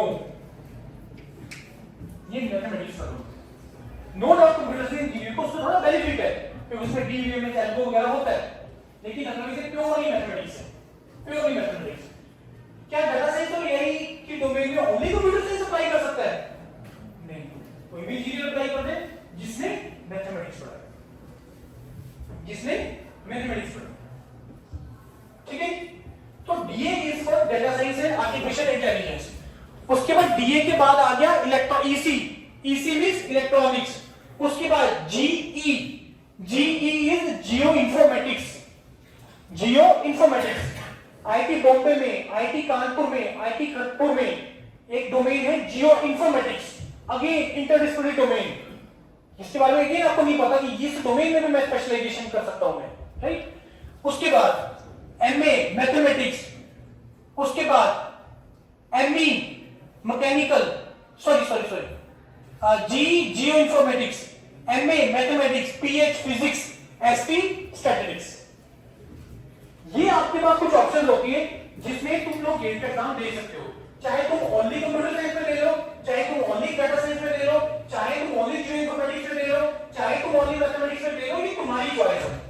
क्योंकि अभी किस बेस पे तुम्हें डिसाइड करना है कौन सा देना है कौन सा नहीं देना, वो इसके बेस पे डिसाइड होगा कि तुम आगे हायर स्टडीज किस डोमेन में जाना चाहते हो या किस डोमेन में तुम अपना जॉब लेना चाहते हो। अगर तो तुम जॉब लेना चाहते हो तो गेट लिखना आपने कंप्यूटर साइंस में। अब अगर तुमने डिसाइड कर लिया सर मेरे को मास्टर्स कंप्यूटर साइंस में नहीं करना है, मेरे को साइबर सिक्योरिटी में नहीं करना है, मेरे को सॉफ्टवेयर इंजीनियरिंग में नहीं करना है, मेरे को सर जाना ही डाटा साइंस और एआई में, तो नहीं रिक्वायरमेंट है गेट कंप्यूटर साइंस देने का, गेट लिखो डाटा साइंस और एआई के अंदर। आने की नहीं बात समझ में? सर मेरे को जियो इंफॉर्मेटिक्स में जाना होगी तो दो गेट जियो इंफॉर्मेटिक्स के अंदर दो। सर मेरे को जाना ही मैथमेटिक्स से रिलेटेड फील्ड में, मेरे को मैथमेटिक्स में करनी है सर पीएचडी या मास्टर्स, तो दो मैथमेटिक्स का paper, nobody is going to stop you. आई क्या ये बात समझ? तो इसके बेस पे तुमने डिसाइड करना है कौन सा पेपर देना है। अब दो देंगे नहीं देंगे, थर्ड ईयर में देने की क्या बेनिफिट है नहीं बेनिफिट है वो सुनते हैं। अब मैंने बोला इससे पहले मैंने आपको एक चीज बोली थी, 3 घंटे मेरे अच्छे नहीं गए, है ना, अच्छे नहीं गए, जिंदगी खत्म। फिर 1 साल के बाद जाके मौका आएगा दोबारा से देने का, दे सकते हो, कोई इशू नहीं। अब तो क्या करो, तुम्हें अगर चांसेस बढ़ाने हैं तो तुम थर्ड ईयर में पेपर दो, क्योंकि 3 साल के लिए वैलिड होता है। तो थर्ड ईयर में जब तुम पेपर दोगे तो तुम अप्लाई उस साल नहीं कर सकते हो, तुम नेक्स्ट ईयर ही अप्लाई कर पाओगे। जैसे तुमने दिया फरवरी थर्ड ईयर में जो लोग अभी दे सकते थे या जो लोग अगले साल देंगे सेकंड ईयर वाले, फरवरी 2025 में पेपर दोगे तो तुम लोग अप्लाई करना स्टार्ट करोगे और फरवरी 2026 में कर सकते हो, उससे पहले अप्लाई नहीं कर सकते हो। लेकिन तुम्हारा स्कोर कार्ड आ जाता है जिसको तुम नेक्स्ट ईयर यूज कर सकते हो। तो तुमने थर्ड ईयर में पेपर दिया, तुम्हारा बहुत अच्छा हो गया, फॉर एग्जांपल फाइनल ईयर में दिया तो अच्छा नहीं हुआ तो तुम थर्ड ईयर वाले गेट्स को यूज कर दो। थर्ड ईयर में अच्छा नहीं हुआ, फाइनल ईयर में अच्छा हो गया तो फाइनल ईयर वाला यूज कर लो। दो गेट पेपर किस हिसाब से देने हैं? सर मेरे को जाना ही डाटा साइंस और एआई में है, थर्ड ईयर में भी दे दिया, फाइनल ईयर में भी दे दिया, तो हमें ऑप्शंस को ओपन करना है। तो तुम्हारे पास 4 चॉइसेस होगी है, प्रोबेबिलिटी किस केस में हाई है? चांसेस तुम्हारे पास ज्यादा है, कॉइन है, टॉस और हेड लाना है एक बार, किस केस में प्रोबेबिलिटी ज्यादा होगी? एक बार ही 4 बार ही चलो आगे लेके बस समझ। तो तुम्हारे पास वो चॉइसेस बढ़ जाती है अच्छा डिलीवर करने का, और तुम्हें एक चांस में ही बस हेड चाहिए, और उन 4 पेपरों में से तुम्हारा एक भी पेपर अगर अच्छा चला गया वो बाय लक तो जाएगा नहीं, जाएगा तो मेहनत करनी, मे भी उसी पेपर इजी आ गया या मेरा लक अच्छा था या प्रिपरेशन उस साल ज्यादा थी या उस पेपर के लिए मेरी ज्यादा थी, तो तुम्हारे चांस बढ़ जाएंगे। आई कि नहीं बात समझ? तो इस बेस पे तुम डिसाइड करोगे थर्ड ईयर या 2 पेपर और हायर स्टडीज। आगे बात समझ? नेक्स्ट प्रिपरेशन स्टडी बहुत सिंपल है यार, बहुत ही सिंपल है। करना क्या है, कोई भी ऐसा सब्जेक्ट नहीं है जो तुम कॉलेज में नहीं पढ़ते, है कुछ ऐसा जो कॉलेज में नहीं पढ़ते? कुछ भी ऐसा नहीं है। तो बस जो तुम कॉलेज में पढ़ रहे हो उसको ढंग से पढ़ लो, स्टैंडर्ड बुक से पढ़ लो, पहला चीज। दूसरा, कैसे पता लगेगा कि गेट के लिए मैं जो एल्गोरिथम सब्जेक्ट पढ़ रहा हूँ वो एल्गोरिथम गेट के पेपर सॉल्व कर भी पाएगा नहीं पाएगा, इससे क्वेश्चन सॉल्व हो भी जाएंगे नहीं हो पाएंगे, तो उसके लिए क्या करना है, एल्गोरिथम को प्रीवियस से क्वेश्चन लगाना स्टार्ट करो। मतलब जो सब्जेक्ट तुम कॉलेज में पढ़ रहे हो और जो गेट में भी आना है उस सब्जेक्ट को ढंग से पढ़ो और उससे प्रीवियस से पेपर लगाना स्टार्ट कर दो, बहुत सिंपल है। तीसरा, टेस्ट लगाओ। एंड में जाके टेस्ट लगाने का क्या बेनिफिट होता है, टेस्ट लगाने का बेनिफिट ये होता है, ये नहीं चेक करना मेरा प्रिपरेशन लेवल क्या है, वो तो जो प्रिपरेशन लेवल है वो तो नंबर उतने ही आने हैं। टेस्ट लगाने का बेनिफिट ये होता है कि तुम्हें ये पता चल जाता है कि तुम फाइनल एग्जाम में जाके क्या गलतियां करोगे जो तुम्हें वहां पे जाके रिपीट नहीं करनी। ये टेस्ट लेने का बेनिफिट है, वो कोई बेनिफिट नहीं है। कैसे गलतियों का पता चलता है, दो तरह की गलती, पहली कंसेप्ट ही नहीं बना, मेरे को क्वेश्चन ही नहीं सॉल्व हो रहा, दूसरा क्वेश्चन सॉल्व हो रहा है आता हुआ लेकिन मैं गलती कर रहा हूं, मे बी यूनिट्स में, मे बी कंसेप्ट में, कहीं भी, तो वो तुम्हें गलतियों का पता चलता है। बता रही है समझ, तो ये तरीका है क्या करने का, बहुत सिंपल रखना है। कंसेप्ट अच्छे से करो अपना सब्जेक्ट, दूसरा स्ट्रेटजी सॉरी प्रीवियस क्वेश्चन लगाओ, तीसरा टेस्ट, ये करना है। बात आ गई समझ? नेक्स्ट नेक्स्ट नेक्स्ट, इसको स्कैन करो सारे जल्दी से, फॉर्मेटिंग में करना, फोटो क्लिक करके ग्रुप में डाल देना, मैं आपका पसंद को इसको क्लिक कर दो, देखिए नहीं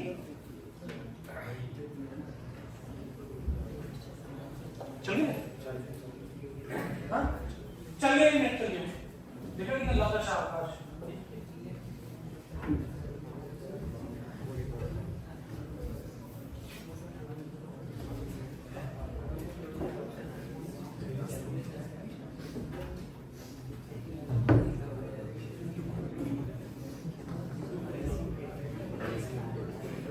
आप लोग व्हाट्सएप ग्रुप करेंगे उसमें डाल देना, इसको स्कैन करो सारे लोग, फिर मैं बताता हूँ तुम्हें इसका फायदा क्या होगा।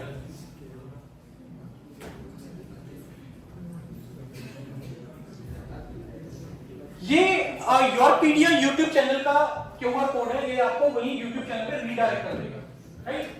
अब इसका तुम्हें क्या बेनिफिट है, गेट के एग्जाम में होंगे जब अब अगले 4-5 महीने, अगले 4-5 महीने क्या चलना है, काउंसलिंग चलनी है, पोस्ट गेट काउंसलिंग, कहां अप्लाई करना है, कैसे अप्लाई करना है, मतलब वो चीज जो मे बी आपको अगले साल या उसके अगले साल नीड पड़ेगा, आपको इसको ढंग से फॉलो करना है 1 साल के लिए।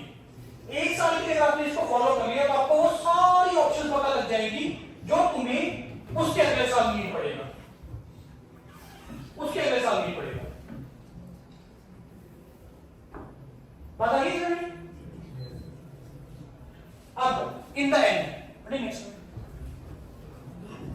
कोई भी क्वेरी है तुम्हारा, कोई भी तुम्हें किसी तरीके का डाउट, उल्टा सीधा छोटा बड़ा जो भी तुम्हारे दिमाग में डाउट है मेरे को पूछो, कम से कम 10 क्वेश्चन, क्योंकि अगर तुम डाउट नहीं पूछोगे तो मेरे को भी शायद सुना ही नहीं आता तुमको, या मैं अच्छा नहीं बताता है।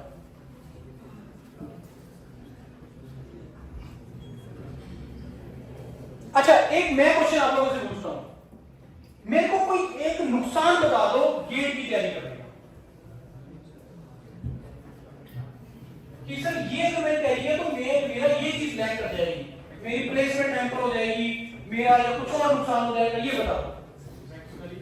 हाँ प्रैक्टिकली ये चीज होता है, वो तो तुम पढ़ ही रहे हो कॉलेज के अंदर, और तुम कॉलेज पढ़ ही रहे हो। हाँ नहीं सुन रहे, सेमेस्टर में तुम्हें बेनिफिट ही होगा तुम्हारे, जब तुम, मैंने तो कुछ अलग से बोला नहीं, कोई भी ऐसा सब्जेक्ट जो तुम कॉलेज में पढ़ते हो और तुमने उसमें पढ़ना है, कोई भी ऐसा सब्जेक्ट नहीं है, तो जब मैं तुम्हें स्ट्रेटजी का बोल रहा हूं जो तुम्हारा कॉलेज में सेमेस्टर में सब्जेक्ट चल रहे हैं सिर्फ उसी को पढ़ोगे साथ में, एक्स्ट्रा करने का रिक्वायरमेंट नहीं है। और कॉलेज का मेरे को भी पता है, तुम्हें भी पता है, एक रात बैठ के पढ़ते हैं सारे, टोटली टाइम वेस्ट करते हो तुम लोग, जो फैक्ट है, मेरी एक्सेप्शन ऑफ देयर यार, वही मैं बोल रहा हूं ना, अपने 4-5 साल मतलब तसल्ली के साथ मेहनत कर लो यार, उसके बाद के रास्ते बहुत क्लियर है, लेकिन अगर वेस्ट कर रहे हो तो वेस्टेज है। अब खुद अपने एनालिसिस कर लो, 24 घंटे का क्या करते हो, 8 घंटे कॉलेज, जो मेरे को लगता है 12-2 बजे बाद लगता है, उसके बाद 8 घंटे सोने की, बाकी कहां जा रहे हैं 10 घंटे,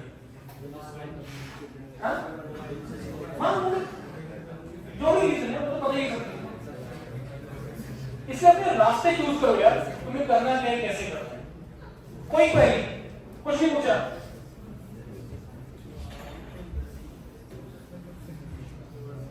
कितने लोग हैं जिसका 7.5 प्लस सीजीपीए?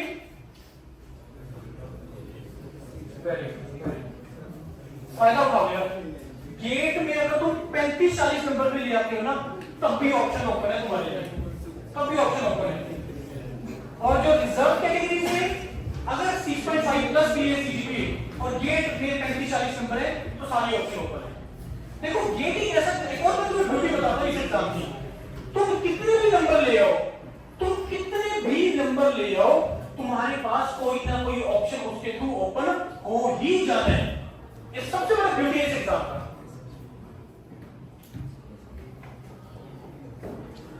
ये सबसे बड़ा ब्यूटी है इस एग्जाम का। सर आपने गेट क्लियर किया? नहीं,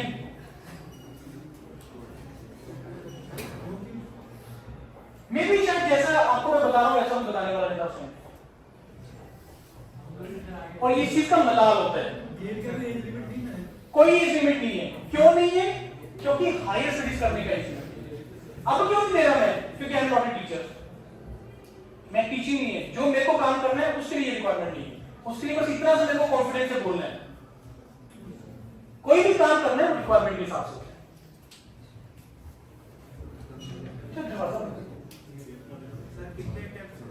जितनी मर्जी अटेम्प्ट दे सकते हो, कोई एज लिमिट नहीं है, कोई नंबर ऑफ अटेम्प्ट्स का लिमिट नहीं है। इसका प्रॉब्लम कहां पे पड़ता है? सिर्फ एज लिमिट आता है जब तुम जॉब के लिए ट्राई करते हो, पब्लिक सेक्टर के लिए, सिर्फ वहीं पे एज लिमिट होता है, अदरवाइज तो कहीं पे भी एज लिमिट नहीं है। और उसके लिए भी तुम्हारे पास है अभी 5-6 साल। मेजॉरिटी केस में जो पब्लिक सेक्टर जो एज लिमिट लगाती है 26 से 28 के आसपास होता है जनरल कैटेगरी।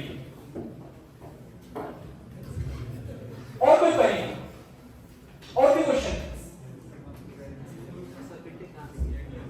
ओ यार उसको छोड़ो, अपना पूछिए। हाँ हाँ, जैसे फर्स्ट अटेम्प्ट में हमने सीएस वो चूज कर लिया, तो सेकंड अटेम्प्ट में अगर हमने देना तो वो डिफरेंट बिल्कुल कर सकते हो डिफरेंट। और यही बेस्ट स्ट्रेटजी है। मैं क्या बता रहा हूं, जब तुम थर्ड ईयर में करोगे ना, तो मेन पेपर से मत दो, क्योंकि तुम्हें कॉलेज के साथ मेहनत करनी है। जैसे उनको लग रहा है कि मेहनत करनी पड़ेगी, एक्स्ट्रा निकालना पड़ेगा, ऐसा वैसे तो है नहीं। लेकिन अगर तुम थर्ड ईयर में दो ना, तो सेकंड पेपर से दो, चाहे स्टैटिस्टिक्स से दे दो, चाहे तुम्हें डाटा साइंस से दे दो, चाहे जियो इन्फॉर्मेटिक्स से दे दो, फाइनली में दो कंप्यूटर साइंस के साथ, ऐसे करके चलो। और दूसरा चीज, फाइनली मैं क्यों कंप्यूटर साइंस बोल रहा हूं, क्योंकि जब पब्लिक सेक्टर में जो बोला ना, मेजॉरिटी उसी साल का गेट स्कोर मानते हैं, तो थर्ड ईयर में दिया होगा वो वैलिड ही होगा, फाइनल ईयर में दिया होगा वो वैलिड होगा। ये भी है। लेकिन जब डाटा साइंस से दे रहे हो, वो तो उससे तो ओनली हायर स्टडीज का ऑप्शन ओपन होगा, तो उसके थ्रू तो तुम अगले साल उसके अगले साल भी अप्लाई कर सकते हो।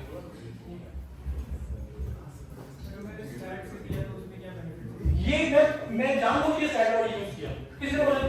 पहले मैं तुम्हें एक्चुअली तुम्हें भी बहुत सारी चीजें ऐसी हैं जो अगर मैं बताने लगूं ना, मैं आराम से रात तक बोल सकता हूं इन सारी टॉपिक्स के ऊपर। जब तुम्हारा जो गेट का स्कोर 3 साल के लिए वैलिड है, राइट? जब तुम्हारा ध्यान से सुनना चाहिए, जब गेट का रिजल्ट आता है तो तुम्हें 3 चीजें मिलती हैं। एक गेट ऑल इंडिया रैंक मिलता है, एक गेट के मार्क्स मिलते हैं आउट ऑफ 100, एक गेट स्कोर मिलता है, राइट? अब इसका पेपर आ गया इजी। मेरा प्रिपरेशन का मान लो सपोज एक्सरसाइज लेवल था, मैंने पेपर दिया, मेरे आगे 50 नंबर, पेपर इजी था। अगली बार सेम प्रिपरेशन लेवल है मेरा, पेपर आ गया डिफिकल्ट, मेरे आगे 35 नंबर फॉर एग्जांपल। अब ये तो आपको लगता कि इनजस्टिफिकेशन हो जाएगा, क्योंकि 3 साल के लिए वैलिड है, जिसने पिछली बार दिया होगा उसको 50 नंबर प्लस कुछ ज्यादा ऑप्शन ओपन हो जाएगा, 35 वाले के 20 बार नंबर कम आ गए, पेपर डिफिकल्ट आ गया तो हो जाएगा। तो इसी कारण से एक चीज होती है गेट स्कोर, जो 1000 में से होता है। इसका फॉर्मूला होता है कैलकुलेट करने का कि कितने नंबर ऑफ स्टूडेंट्स अपीयर हुए, कितने तुमसे आगे हैं, कितने, मतलब समथिंग एक परसेंटाइल, एक समथिंग एक परसेंटाइल। तो जो तुम्हें कौन आता है ना प्योरली हायर स्टडीज के लिए, वो प्योरली गेट स्कोर के बेस पे आता है, ना मार्क्स का उसके साथ कोई लेना देना है, ना रैंक का उसके साथ कोई लेना देना है, वो प्योरली गेट स्कोर के बेस पे होता है। स्टैटिस्टिक्स की एग्जांपल दे रहा हूं, एक और इंस्टीट्यूट है जो अब आईएम में कन्वर्ट हो गया, बिल्कुल पता होगा, इसका नाम सुना नहीं सुना आपके, मतलब आपसे बहुत अच्छे हमने नीति बॉम्बे भेजे थे। नीति बॉम्बे का नाम सुना किसने? नीति बॉम्बे क्या पता है? पता बॉम्बे नीति बॉम्बे एक इंस्टीट्यूट है जो बेस्ट था गेट के थ्रू, मतलब अगर वैसे मुझे सर गेट के थ्रू बेस्ट चीज बताओ क्या ले सकते हैं हम लोग नीति बॉम्बे, वो था, अब वो आईएमबी में कन्वर्ट हो गया। अब वहां पे कोई भी ब्रांच का बच्चा अप्लाई कर सकते हैं, किसी मर्जी गेट से पेपर दिया हो, जो कॉल आना है प्योरली गेट स्कोर की बेस पे आना है। स्टैटिस्टिक्स में पिछले साल हम, क्योंकि European India's biggest platform for post gate counselling अभी आजकल चल रहा है, जिसमें रफली 5000 बच्चा हमसे जुड़ता है और काउंसलिंग करवाता है हमसे कि सर ये स्कोर ये मेरे नेशन पे मेरे को कहां कैसे अप्लाई करना है। उसके बाद इंटरव्यूज भी आती है, जीडीजीपी होता है, एसओपी भी होता है, सारी चीजें होती है। उस बच्चे के नंबर 37, अगर कंप्यूटर साइंस में आपके 60 नंबर आए ना तो तुम्हारा गेट स्कोर आएगा रफली 700 750 के आसपास, ठीक है। उसके स्टैटिस्टिक्स में नंबर थे 37, उसका था 900 गेट स्कोर। तो ऐसी जगह जहां पे स्टैटिस्टिक्स और कंप्यूटर साइंस दोनों एलिजिबल होंगे अप्लाई करने के लिए, तो उसमें वो स्टैटिस्टिक्स वाला बेनिफिट हो जाएगा। समझ में आया? ये बेनिफिट होता है कि अब स्टैटिस्टिक्स में कम मार्क्स के ऊपर तुम्हें गेट स्कोर ज्यादा आता है। अब लेकिन स्टैटिस्टिक्स देना क्यों है, कब देना चाहिए? स्टैटिस्टिक्स के थ्रू जो एलिजिबिलिटी बनता है कि अगर तुमने स्टैटिस्टिक्स में दिया ना, तुम कंप्यूटर साइंस वाली कोर डोमेन के लिए अप्लाई नहीं कर सकते हो, तुम सिर्फ उससे related like data science, AI, इन्हीं डोमेन के लिए सिर्फ अप्लाई कर सकते हो, बाकी के लिए अप्लाई नहीं कर पाओगे। तो ये चीज होती है। बेनिफिट तुम्हें बता दिया कि उसमें कम स्कोर पे ज्यादा, सॉरी कम मार्क्स से ज्यादा स्कोर आया था उसमें, क्योंकि इसका relation number of students appearing के साथ होता है। और स्टैटिस्टिक्स में पेपर देने वाले बच्चे आई थिंक 1500 2000 के आसपास, कंप्यूटर साइंस वाले में देने वाले 70-80,000 के आसपास जी। तो एक्चुअली ये छोटी छोटी ऐसी बारीक की है ना, मतलब डिस्कशन करने को जितना मर्जी करो, जिसको आपको पता होना जरूरी है, लेकिन उससे पहले मुझे रास्ते पता होना जरूरी, कैसे करना है, क्या करना है, वो सारा पता होना जरूरी है। और कुछ और कोई डाउट और कोई रिसोर्स आपकी standard books, previous year questions, देखो वो नीड है। देखो अल्टीमेटली जो पेपर निकलना है वो सेल्फ स्टडी से निकलना है, प्रिपरेशन करने का कहीं से। यूरोपियन ऑल्सो प्लेटफॉर्म जो करवाते हैं, ऑनलाइन भी करवाता है, ऑफलाइन करवाते हैं, हम लोग चंडीगढ़ बेस्ड है, वो करवाते हैं हम लोग। अब कोचिंग के किसी का उसको लेने का बेनिफिट क्या होता है? उसको लेने का बेनिफिट ये होता है कि जो आप खुद से स्टैंडर्ड बुक्स में पढ़ रहे हो, जिसमें आपको ये नहीं पता क्या पढ़ना है और उससे भी ज्यादा इंपॉर्टेंट क्या छोड़ना है, तो वो सारा का सारा काम जो ट्यूटर है, जो मेंटर है, वो आपके लिए करता है।